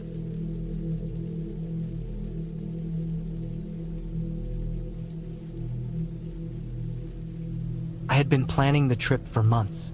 I wanted to escape the city, the endless noise, the traffic, the people always rushing somewhere, and just spend some time in the wilderness alone. I had done camping before, but this was the first time I decided to go alone, to really push myself and see if I could manage in the woods by myself. I packed carefully, making a list of everything I thought I might need. Tent, sleeping bag, cooking gear, a small stove, enough food for a few days, water, a filter, extra batteries, a flashlight, a first aid kit, and of course my backpack. I packed light but carefully. I didn't want to carry more than I needed, but I wanted to be prepared for anything. The drive to the campsite was long. I kept checking the map on my phone, but I had printed a paper map too, just in case. I wanted to make sure I didn't get lost, especially since this was a remote area. The last stretch of road was rough, narrow, and winding, lined with thick trees that seemed to press close against the road. By the time I arrived at the small parking area near the trailhead, it was already late afternoon. The sun was low, casting long shadows across the dirt and gravel. I parked, loaded my pack, and began hiking along the trail. The trail was quiet, almost too quiet. I could hear my own footsteps on the dirt, the occasional snap of a twig, and the soft rustle of leaves in the wind. Birds called occasionally, but it felt distant, muted, as if the forest itself was holding its breath. The air was cool and sharp, carrying the scent of damp earth and pine. I walked for about an hour, following the trail as it climbed gradually, the trees growing thicker around me. The sunlight filtered through the branches, making patches of the forest floor glow, but also creating shadows that seemed deeper than they should be. I kept reminding myself that it was just light and shadow, nothing more. Eventually, I reached a clearing that seemed perfect for camping. There was a small flat area near a stream, with a few large rocks that could serve as seating, and the ground was relatively even. I set down my pack and began to set up the tent. It took me longer than I expected because the ground was a mix of roots and rocks, but I finally managed to get it secure. I arranged my sleeping bag inside and checked that my flashlight and extra batteries were easily accessible. I gathered some dry wood nearby for a fire and built a small stack, careful to stay away from anything that could catch fire too easily. By the time I finished, The sun had almost completely disappeared behind the trees, and the forest was shifting into a dim, bluish gray. I started the fire, feeding it carefully and building it gradually so it would last through the night. The flames cast flickering shadows across the clearing, and I felt a small comfort in their warmth and light. I cooked a simple meal on my portable stove, eating slowly, savoring the quiet. After eating, I cleaned up, packed away my gear, and sat by the fire, watching the flames dance. As night fell fully, the forest around me grew darker and colder. The fire crackled and popped, sending sparks into the air. I felt the first prickles of unease, not because anything had happened, but because of the total isolation. There was no sound except for the fire, the stream, and the occasional rustle of leaves. I knew animals were out there. Maybe deer, maybe raccoons, but I couldn't see anything beyond the firelight. Every shadow seemed larger than it should be. I decided to go to bed early, hoping that sleep would calm my nerves. I crawled into the tent, zipped it up tightly, and switched on my small flashlight to read a few pages from a book I had brought. The tent felt smaller at night, the walls pressing in somehow, and the sounds from outside seemed louder, closer. After a while, I put the book down, turned off the light, and tried to sleep. Sleep was difficult. Every sound seemed amplified. The wind rattling branches, leaves brushing against each other, the distant sound of the stream, and occasional animal calls. I lay there for hours, half asleep, half alert. At one point, I heard a different sound, something heavier, dragging across the ground outside. My heart started racing. I froze, listening. The sound stopped, then moved again. Slow, deliberate, heavy steps, moving just beyond the reach of my firelight. I told myself it was probably a deer or some small animal, but something about the rhythm, the weight, didn't feel right. I stayed as still as I could, trying not to make a sound, straining to listen. The steps moved around the edge of the clearing, circling, and I realized my fire wouldn't protect me if it came closer. I considered packing up and leaving right then, but it was dark, and I didn't know the trail well enough to move safely without a light. I gripped my flashlight and waited. After what felt like hours, the steps finally moved away, fading into the distance. My body was tense, and I couldn't sleep. I kept the fire alive, adding more wood to it, making it as bright as possible. I stayed awake, alert, eyes darting to every shadow, listening for every sound. The night stretched on, long and heavy, until finally, the eastern sky began to lighten, pale gray seeping through the trees. I was exhausted, nearly shaking from adrenaline and cold. In the morning, I cautiously emerged from the tent. The clearing looked peaceful in the daylight, but I noticed something immediately. Large footprints in the dirt around the edge of the clearing. They were too big to be a deer, the shape was wrong, and there were claw marks. I followed them carefully, noting the direction they had come from. They led into the thicker forest, moving away from the trail. I realized then that I had been watched, and maybe even circled, all night. My stomach churned, but I forced myself to stay calm. Panicking wouldn't help. I decided to pack up quickly. I double-checked my gear, extinguished the fire completely, and made sure the tent was secure in its bag. I moved deliberately, keeping my eyes on the surrounding trees, alert for any movement. I began hiking back toward the trailhead, keeping a careful pace and trying not to make too much noise. The forest felt different in the daylight, less threatening but still unfamiliar. A few hours into the hike, I heard a noise again. This time it was closer, a low rustling in the underbrush. I froze, trying to identify it. A large animal emerged from the trees, but it wasn't a bear or a deer. It was a man, dirty, wearing clothes that looked worn and torn, moving quietly but with an unnatural stillness. My heart skipped. I hadn't expected to encounter anyone in this part of the forest, and the sight of him made me immediately tense. He didn't speak or make any motion toward me, but there was something off about the way he moved, the way he watched me. I didn't want to provoke him, so I kept moving slowly, trying to put some distance between us. He matched my pace for a while, keeping to the shadows, always just out of clear view. I realized that if I tried to run, it might trigger something unpredictable. So I stayed calm, walked steadily, and kept scanning for an exit. After a while, he disappeared back into the trees, leaving me trembling but relieved. Eventually, I made it back to the trailhead. My car was exactly where I had left it. I quickly packed my gear in, locked the doors, and started the engine. I didn't look back as I drove away, keeping my focus on the road, on the city lights growing in the distance. Even then, I couldn't shake the feeling of being watched, of being followed, and I stayed alert the entire drive home. When I finally got home, I unloaded my gear and sat down, finally letting myself breathe. The experience had shaken me more than I expected. I had gone into the woods thinking I could handle anything, but the isolation, the unknown, and the near encounter with another human had reminded me how unprepared I was for certain realities. Over the next few days, I reflected on what had happened. I realized I had learned valuable lessons. Always let someone know exactly where you are going, never underestimate the wilderness, and always be aware that human danger can be as real as wildlife danger. I went through my gear carefully, taking notes on what worked and what didn't, thinking about how to improve my preparation for next time. Months later, I returned to camping, but differently. I went with a small group, stayed on marked trails, and focused more on safety than adventure. I still love the woods, the quiet, the feeling of being alone in nature, but I never forget that first trip. The fear I felt, the adrenaline, the uncertainty, it stayed with me. It changed the way I approach the outdoors, the way I think about preparation, and the way I respect both the wilderness and the people who inhabit it. That trip, the long night, the footsteps in the dark, and the man in the trees, it taught me the most important lesson of all. Real danger is real, and respect for it can make the difference between getting home safely and something much worse. I survived, I learned, and I came back stronger and wiser.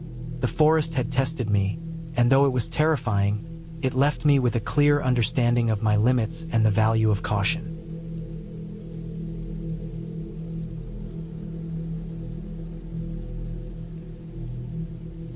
I had been planning this camping trip for weeks.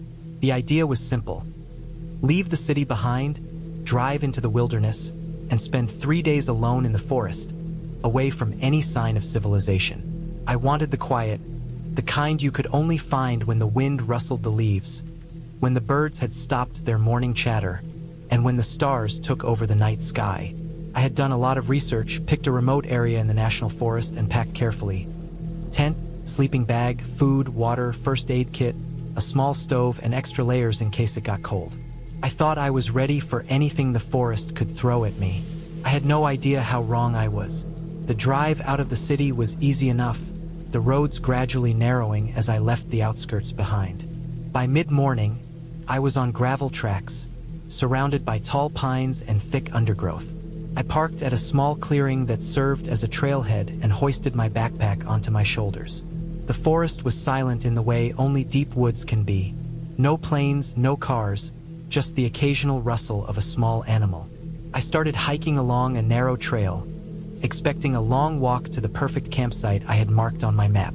The first hour was calm, almost serene. Sunlight filtered through the trees, creating patterns on the forest floor, and the air smelled crisp, earthy, and fresh. By mid-afternoon, I had walked several miles. The trail became less distinct, overgrown in parts with brambles and fallen branches. I had my map and compass, but I also relied on landmarks I had studied on satellite images. I crossed a small stream, its water clear and cold, and paused to refill my bottle. That's when I first noticed it. A rustling, subtle but distinct, somewhere deeper in the forest. First, I thought it was a deer or a fox. I froze, holding my breath, trying to listen. The sound stopped. I shrugged it off, telling myself I was being paranoid. After all, I was alone in the middle of a forest miles from any road. The rustling could be anything. I reached the clearing I had intended to camp at just as the sun began to drop. It was a small plateau, surrounded by dense trees, with a flat area perfect for my tent. I set everything up quickly, feeling a strange mix of relief and unease. I lit a small fire to cook my dinner. The flames cast long, dancing shadows across the trees. The forest was quiet again, except for the soft crackle of the fire and the occasional distant call of a bird. I ate quickly, washed my cooking supplies in the stream nearby, and crawled into my tent just as darkness fell completely. That's when the noises started. I had expected the sounds of nocturnal animals, but this was different. It was a low, deliberate rustling, not the hurried scampering of a small animal. Something was moving through the trees, circling the clearing. My heart pounded, but I told myself to stay calm. Bears, I reasoned, might wander near campsites, but they usually move quickly if they smell humans. I unzipped a small portion of my tent to peer outside. The firelight barely reached the tree line, but I thought I saw movement. Something tall, moving between the shadows. I froze, waiting for my eyes to adjust. Then, suddenly, a branch snapped somewhere close, louder than anything before. My stomach twisted. I could hear leaves crunching, slow, deliberate steps approaching. I grabbed my flashlight and shone it into the darkness. For a moment, I saw a large shape retreat into the trees. My first thought was bear, but its movement didn't seem natural for a bear. It seemed more calculated, more aware. Panic started to set in. I told myself to stay calm, but my heart was racing, adrenaline coursing through me. I considered leaving immediately, but I had parked miles away, and it was already dark. My only choice was to stay put and hope I could survive until morning. I tried to distract myself, telling myself it was probably just a deer or some other wild animal, but every rustle of leaves, every snapping branch, made me jump. I kept my knife close, my flashlight on, my eyes scanning the edge of the clearing. Time seemed to stretch endlessly. I thought I could hear breathing, faint but distinct, from just outside the tree line. I wanted to convince myself it was my imagination, but there was a rhythm to it, a pattern. Whoever or whatever it was, they were moving around the clearing. Sleep was impossible. I stayed in my tent, huddled against the walls, flashlight in hand, knife across my chest. Hours passed slowly. The moon rose high, casting silver light through the trees. Shadows shifted unnaturally, and I could see the faint outline of someone moving at the edge of the clearing. I knew I couldn't stay still forever. If this person decided to come closer, I had no backup, no phone signal, and no way to call for help. I had thought I was prepared for anything in the forest, but I hadn't planned for this. Eventually, just before dawn, the noises faded. Whatever had been circling me vanished. Exhausted, I slept for a few hours, waking to a gray, misty morning. My first instinct was to pack up and leave immediately. I didn't eat, didn't drink, just stuffed everything into my backpack and started walking back toward my car. The forest in daylight felt different, less menacing but still uneasy. I noticed broken branches and footprints I hadn't seen the night before. They were human and they were large. I realized with horror that someone had been watching me, circling my campsite, maybe even waiting for the right moment to approach. I kept my pace steady, trying not to make noise, glancing constantly over my shoulder. The trail was rough, uneven, with roots and rocks hidden under leaves. I stumbled once and caught myself against a tree, heart pounding. Sweat dripped from my forehead, but I couldn't stop. Every shadow, every rustle made me jump. I moved as quickly as I dared without making too much noise, retracing the path I had come. Hours passed, and I started to see signs of civilization. Road markers, remnants of old campsites, even distant sounds of traffic. Relief washed over me, but I didn't stop. I had learned that being alone in the forest, you can't assume safety until you are truly out. Finally, I emerged onto the gravel road where I had left my car. I paused for a moment, scanning the tree line one last time. There was nothing there now, only the quiet forest. I didn't stay to wait. I loaded my backpack into the car, locked the doors, and drove away, not daring to look back. On the drive home, I kept checking the rearview mirror, half expecting to see someone following. But there was nothing, just the open road stretching behind me. When I reached the city, the contrast was shocking. The sounds, the lights, the people. I realized how isolated I had really been and how lucky I was to escape without confrontation. Weeks later, I returned to the forest, but never to that clearing. I had learned an important lesson. Preparation matters, but it can only take you so far. Nature is unpredictable, but humans can be far more dangerous than any wild animal.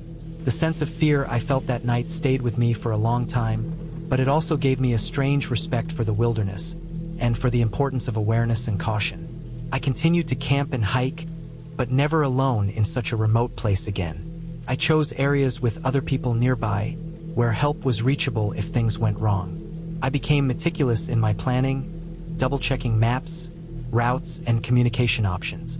That night in the forest, I had survived because I stayed calm, observant, and avoided direct confrontation. It was a reminder that fear is not always about what you see. It is about what you cannot control, what you cannot predict. The experience haunted me for months, replaying in my mind in vivid detail, but it also taught me the value of preparation, caution, and the importance of respect for both the wilderness and the unpredictable nature of other humans. I never underestimated the danger of being alone in the forest again, and I always ensured I was never so vulnerable without some form of backup or security. The fear eventually faded, but the lesson stayed with me for life.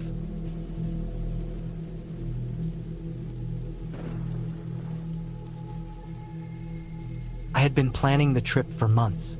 I wanted to spend a few days alone in the wilderness, away from people, away from the noise, away from everything that reminded me of the city.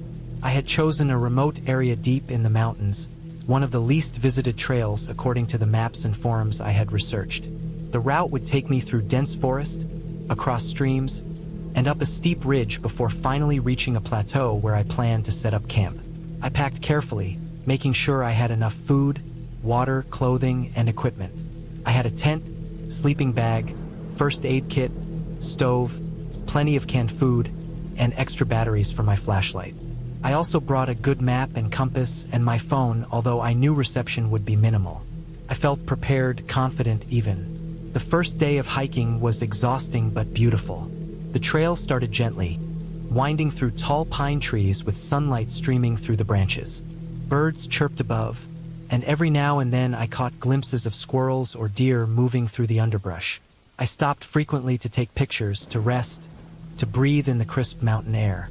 I kept my pace slow, knowing the second day would be harder as the trail became steeper. By late afternoon, I reached a small clearing near a stream and decided to take a break. I filled my water bottle, washed my face, and ate a sandwich. Everything felt peaceful. There was a quiet rhythm to the forest that I could almost feel in my chest. As I continued, the trail began to climb sharply. Rocks and roots made every step challenging, and my legs began to burn with fatigue. I had to use my hands at times to steady myself, pulling on branches or pushing off rocks. The sun was dropping lower, casting long shadows through the trees. I kept moving, telling myself I would find a good place to camp soon. Eventually, I stumbled upon a small flat area beside a rocky outcrop. It was perfect, sheltered from the wind, near a source of water, and flat enough to pitch my tent. I set up my camp quickly as the daylight faded. The forest grew darker with every passing minute, and the first hints of night began to creep in. I cooked dinner on my small stove, the smell of canned beans and rice filling the air. I ate slowly, savoring the warmth and the quiet. As I cleaned up, I noticed the temperature dropping faster than I expected. The wind had picked up, whistling through the trees, and the shadows in the forest seemed to grow longer, darker, denser. I brushed the feeling off as imagination. I had been in the wilderness before, and I knew how quickly weather could change. I zipped up my tent and settled inside my sleeping bag, listening to the forest. At first, the sounds were comforting. The rustle of leaves, the occasional bird call, the trickle of water nearby. But as the night deepened, the sounds became sharper, more pronounced. Every snap of a branch, every rustle in the underbrush made me tense. I reminded myself I was alone and safe, that most animals avoided humans, especially at night. Sometime in the middle of the night, I woke to the sound of something moving outside the tent. My heart leapt. I froze, listening. It was a slow, deliberate noise, footsteps, almost, but heavy and uneven. I reached for my flashlight and pointed it through the tent flap, careful not to make noise. The beam cut through the darkness. I could see nothing at first, then a shadow moved between the trees. My stomach twisted. I told myself it could be a deer or a bear. Bears were active in this region, and it wasn't uncommon to hear them at night. I had food stored in a backpack away from the tent, but instinctively I gripped my small knife. The sound continued for what felt like hours, moving closer, circling my camp. My mind raced through every precaution I knew. Stay calm, make noise if needed, don't run. Eventually, the sounds faded. I tried to fall asleep again, but my mind refused to relax. Every noise, the wind, the water, the occasional hoot of an owl, made me tense. I sat awake for hours, imagining eyes watching me from the darkness. Dawn felt like it would never come, but eventually, the sky lightened. I emerged from my tent, careful to stay alert. I could see tracks in the dirt, large and uneven, heading toward my camp and away. I realized then it had been a bear. I felt a chill run through me. I had expected wildlife, but experiencing it so close, hearing it circle my camp in the dark, was different. My hands shook as I packed up my things. The second day of hiking was harder than the first. Every shadow, every rustle made me uneasy. I moved quickly, keeping my eyes and ears alert. I followed the trail that led up the ridge, climbing higher and higher. The forest thinned, revealing rocky slopes with sparse vegetation. My legs burned, my back ached from the pack, and the air grew thinner with each step. I stopped to rest only when absolutely necessary, taking small sips of water, eating a piece of energy bar. By late afternoon, I reached the plateau where I had planned to camp, but it was worse than I expected. The area was exposed, with little shelter from the wind. Large rocks offered some protection, but the wind was relentless, and the temperature was dropping quickly. I decided to set up my tent behind a large boulder, hoping it would block some of the gusts. As night fell, the wind howled through the plateau. I anchored the tent as securely as I could, using every peg and rock I had. I cooked a small meal, my hands numb from the cold. I tried to sleep, but the wind was so strong it shook the tent, making the fabric flap violently. Every crash of the wind against the rocks made my heart race. I could hear small stones and debris being blown across the plateau. At one point, I thought I heard something moving beyond the rocks. A low, heavy rustle that didn't match the wind. I gripped my flashlight and my knife, trying to stay calm. I reminded myself that animals usually avoid humans, but the unease stayed with me. I stayed awake most of the night, exhausted but unable to relax. The morning brought no relief. The wind had died down slightly, but the cold was intense. I decided to break camp and descend, knowing that staying another night was too risky. I moved carefully down the slope, navigating loose rocks and patches of ice. Every step required attention, as slipping could result in injury. I kept thinking about the night before, about the bear, about how alone I really was. By midday, I reached the forested section of the trail. The trees offered some protection from the wind, and I could feel the temperature rise slightly. My legs were sore, my shoulders bruised from the pack, but I felt relief. I moved steadily, stopping only when necessary. As I approached the stream where I had rested on the first day, I noticed something odd. The water level was higher than I remembered. Heavy rain must have fallen overnight upstream. I realized how dangerous the trail could have been if I had stayed another night. Crossing swollen streams, navigating steep ridges in bad weather, facing wildlife, it could have ended badly. By late afternoon, I emerged from the forest onto the dirt road leading to the trailhead. I was dirty, scratched, exhausted, and sore, but I felt a deep sense of relief. I knew I had tested my limits and survived. The experience had been frightening, intense, and exhausting, but it had also taught me a lot about preparation, caution, and respect for nature. I reached my car, set down my pack, and finally allowed myself to breathe. The fear of the previous nights stayed with me for a while, but it was replaced gradually by a sense of accomplishment. I had faced the wilderness alone, encountered real danger, and come out safe. That night, I slept more deeply than I had in months, knowing that I had survived something far more intense than I had anticipated. In the days that followed, I reflected on the trip constantly. I realized that camping and hiking alone in remote areas carried real risks.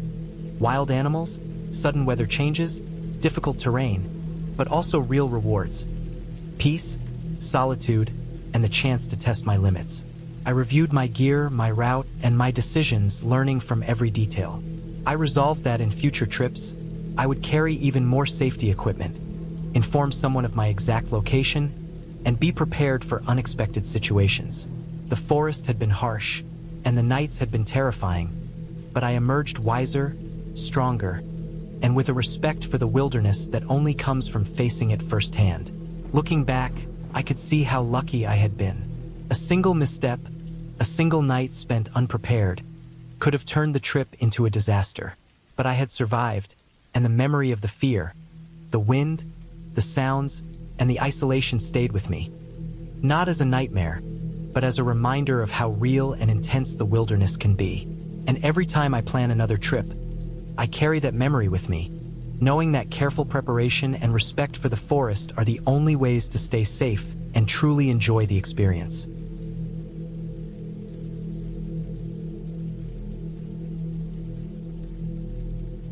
I had been planning this solo camping trip for months.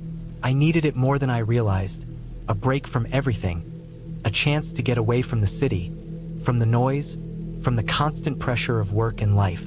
The place I chose was deep in the northern forests, far from any main roads, far from anyone else. The map showed a trail leading to a small clearing near a stream. That was perfect. I wanted isolation, and I wanted to be surrounded by nature, not some crowded campground.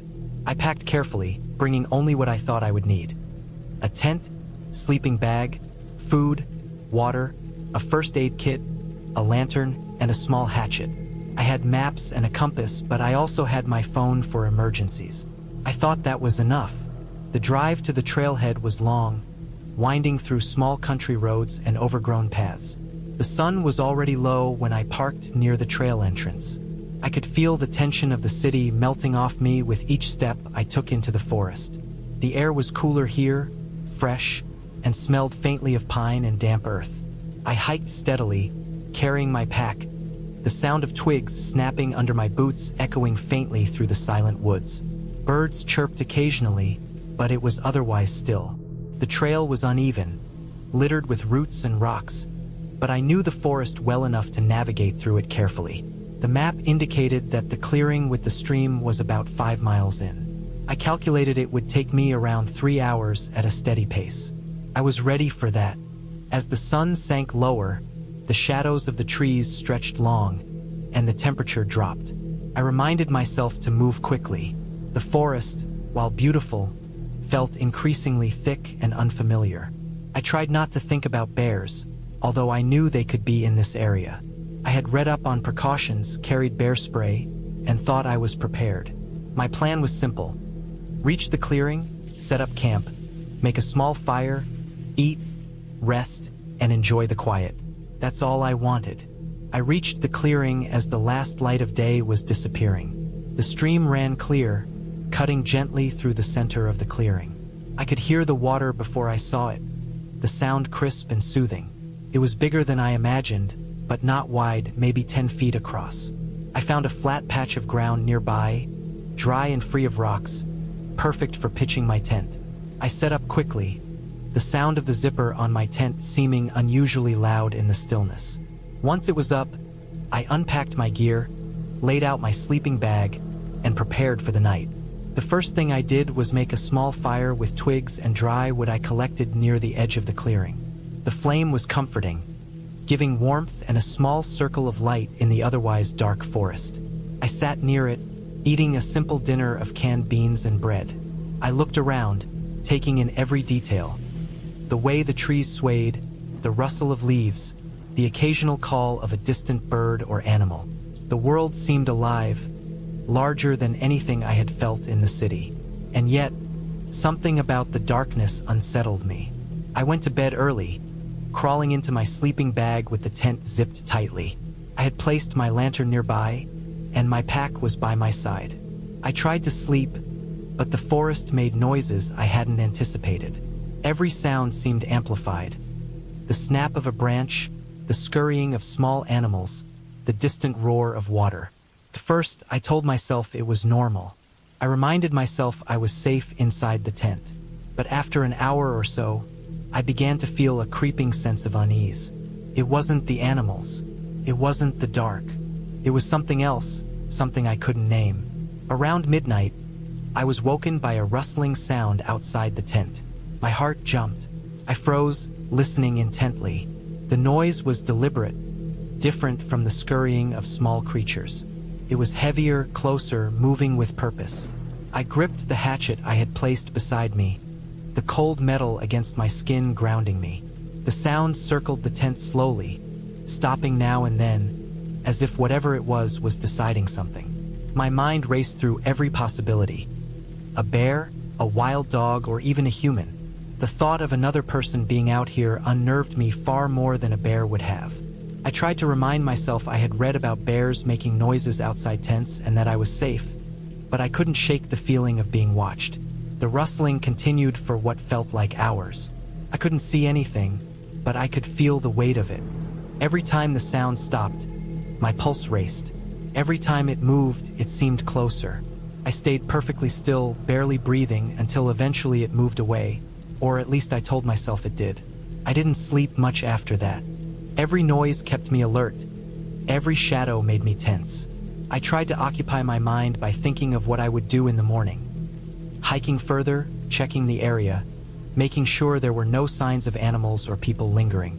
I tried to tell myself it was probably a bear wandering past, or maybe a deer, or some other animal. But deep down, I knew something didn't feel right. Morning came slowly. Light filtered through the trees, and the forest looked innocent again.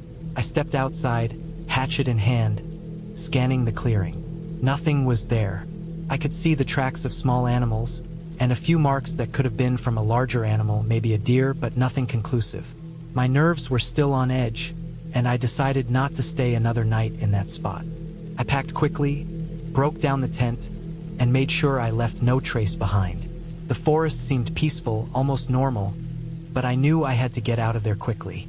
I started hiking back down the trail, trying to keep a steady pace. But soon, I realized something worse than fear had set in: disorientation. The trail was not as clear as I remembered from the map. Fallen trees blocked the path, and some markers were missing. I tried to stay calm, using my compass and map, but the forest had changed overnight, or maybe I had not been paying enough attention. The sun was climbing, and I was sweating under the weight of my pack. Panic started creeping in. I stopped and tried to orient myself, marking my position mentally, looking for familiar landmarks. Nothing matched. Every tree looked the same, every shadow the same. I realized I had wandered off the trail without realizing it, probably while trying to avoid obstacles or find a better path. I was lost.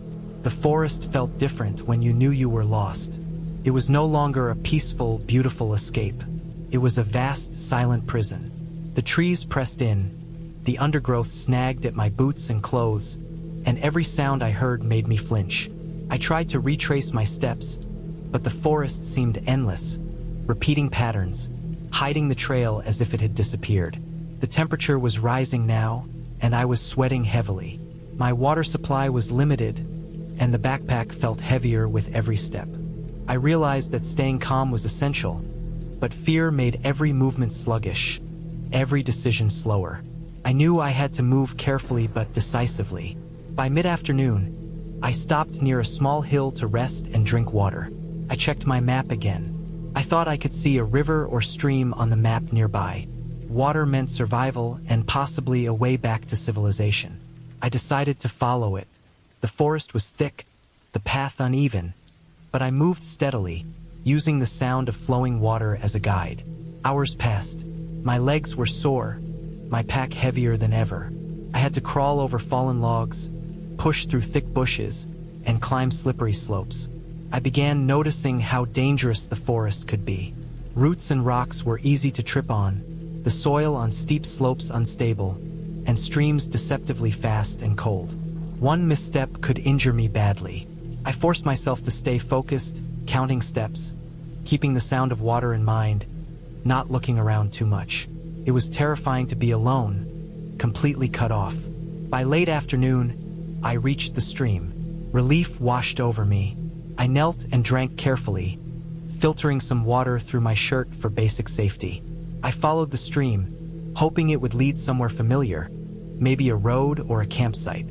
The forest along the stream was denser, but the sound of moving water kept me going. At this point, exhaustion was setting in. I was hungry, thirsty, and my muscles ached. I realized I had to find a safe place to rest before night fell again. Continuing blindly in the dark would be far worse than spending the night near water. I found a small flat area near the stream, clear of rocks and branches. I made a minimal camp with what I had left, using my tarp to shield myself from dew. I ate a little of the remaining food and drank sparingly. The fire was not possible here. I didn't want to risk burning anything near dry leaves and dense undergrowth. I wrapped myself in my sleeping bag, exhausted, but fully alert this time. Sleep came slowly. Every sound in the forest felt amplified, every snap or splash sending my heart racing. I reminded myself to stay calm, but my body knew fear, and my mind was restless. Morning came again, and I was ready to move immediately. I traced the stream, looking for signs of human activity. Discarded cans, paths, fishing lines, or even footprints. Hours passed with nothing. My body was weary, my mind anxious, but I kept going. By late morning, I heard something faint in the distance, the hum of an engine. My pulse quickened. Following the sound, I pushed through thick undergrowth until I reached a small dirt road. A truck passed slowly, and I ran to it, waving my arms, desperate for attention. The driver stopped. Relief hit me in waves. They helped me get back to a safe area, gave me water and food, and eventually guided me to the nearest ranger station. I was exhausted, sunburned, scratched, and dehydrated, but safe. The feeling of relief was overwhelming. Being back in civilization, hearing human voices, seeing other people, it was almost surreal after the days I spent in the forest alone. After that trip, I never underestimated the forest again. I learned that isolation can be beautiful but dangerous, that nature is unpredictable, and that careful planning, awareness, and respect for the wilderness are essential. The fear I felt in those nights and the disorientation during the day were terrifying, but they also made me appreciate the safety and comfort of simple things. Shelter, clean water, the presence of other people. It was a harsh lesson, but a clear and lasting one. I survived, and I returned stronger, wiser, and more cautious. The forest remained beautiful in my memory, but I knew the danger it held, and I would never take it lightly again.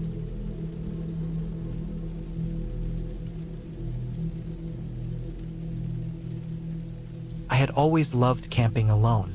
There was something about being completely cut off from the world, away from the hum of traffic, the constant noise of people, and the digital chain of phones and screens. It was just me, the forest, and the quiet rhythm of nature. That weekend, I had planned to hike deep into a national park I had never been to before.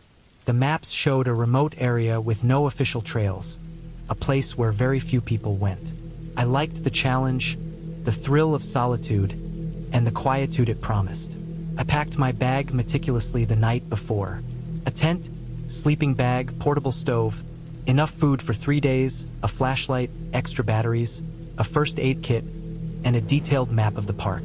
I left early in the morning, driving for hours until the pavement ended and the gravel road took over. The smell of pine and damp earth hit me as soon as I parked.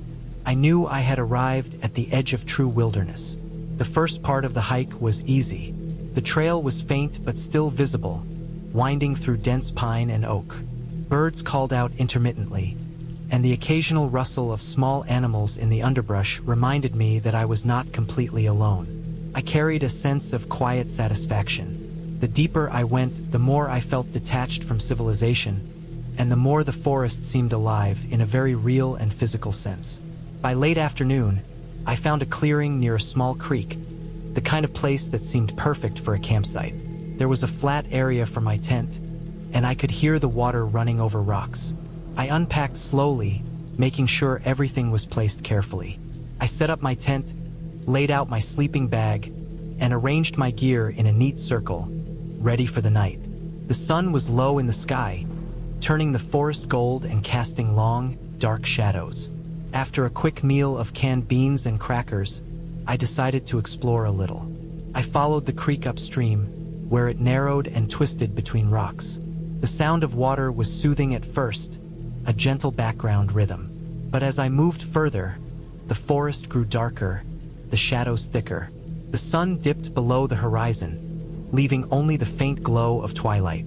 I realized I had wandered farther than I intended, and the once familiar trail markers were gone. I returned to camp, feeling the first twinge of unease. Night in the forest was different. Every sound was amplified. The rustle of leaves sounded like footsteps, the snapping of a twig like someone approaching. I tried to calm myself, reminding myself it was just wildlife, the ordinary sounds of a forest settling into night. I lit a small fire to keep warm and to ward off animals. The firelight danced on the trees, throwing strange, flickering shapes. I stared at it for a long time, letting the flames mesmerize me, but a part of me remained tense. Around midnight, a new sound reached my ears. At first, it was distant, almost imperceptible, a low, dragging noise. I froze, trying to place it. My heart began to beat faster. The sound came again, closer this time. It was irregular, like something heavy being pulled across the forest floor. I grabbed my flashlight, swinging it in wide arcs, but all I saw were the familiar outlines of trees and underbrush. The noise stopped. My pulse thumped painfully in my ears. I told myself it was probably an animal, a deer or a raccoon dragging something, but instinctively, I knew it was unusual. Large animals rarely moved like that at night, especially not so close to water and so near human scent. I sat by the fire, trying to make it bigger, brighter, to keep whatever was out there away. I checked my supplies, my knife, my first aid kit, the small stove, anything I could use to defend myself if needed. Hours passed, and the dragging sound did not return. Eventually, exhaustion overcame my fear, and I fell into a restless sleep, the fire reduced to glowing embers.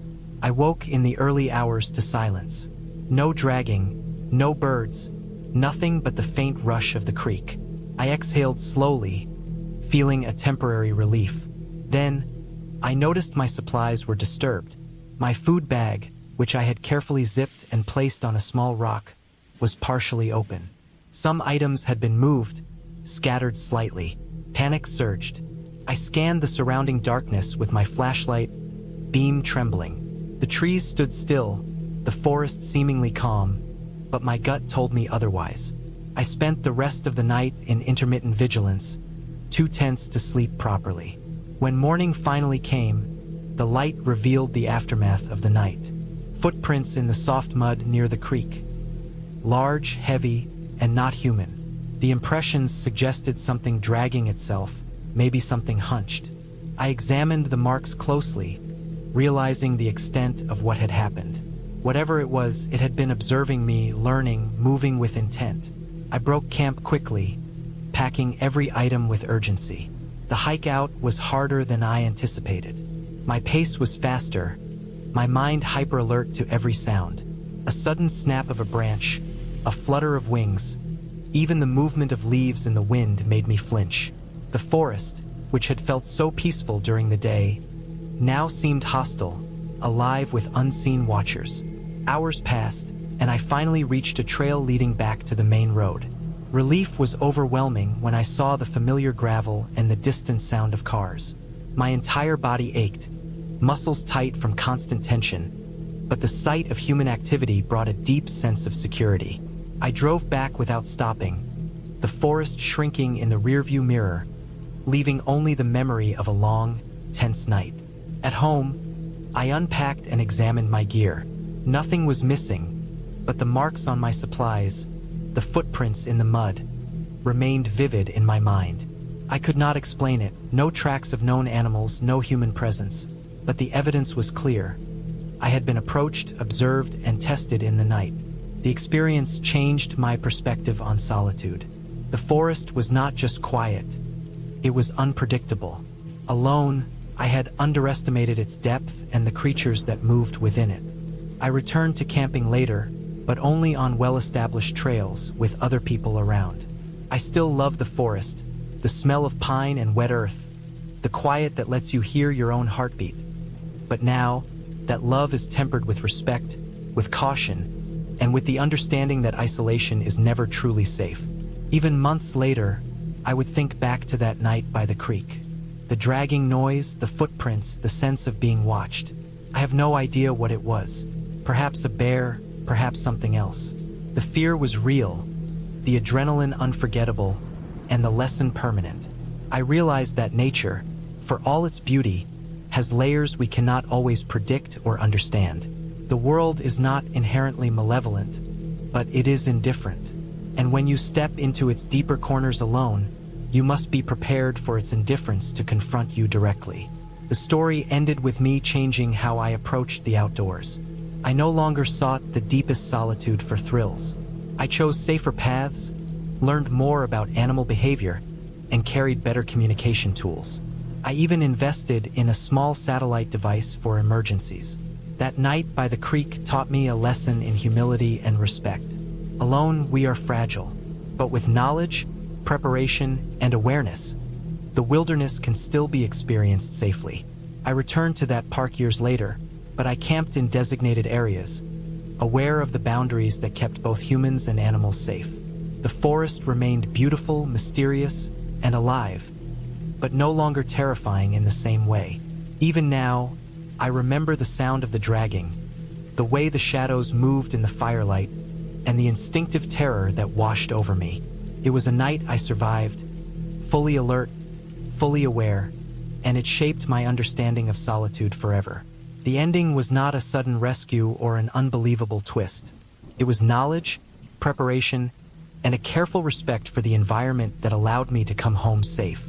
I survived because I respected the forest, even when it frightened me. And that, in itself, is a clear, good ending.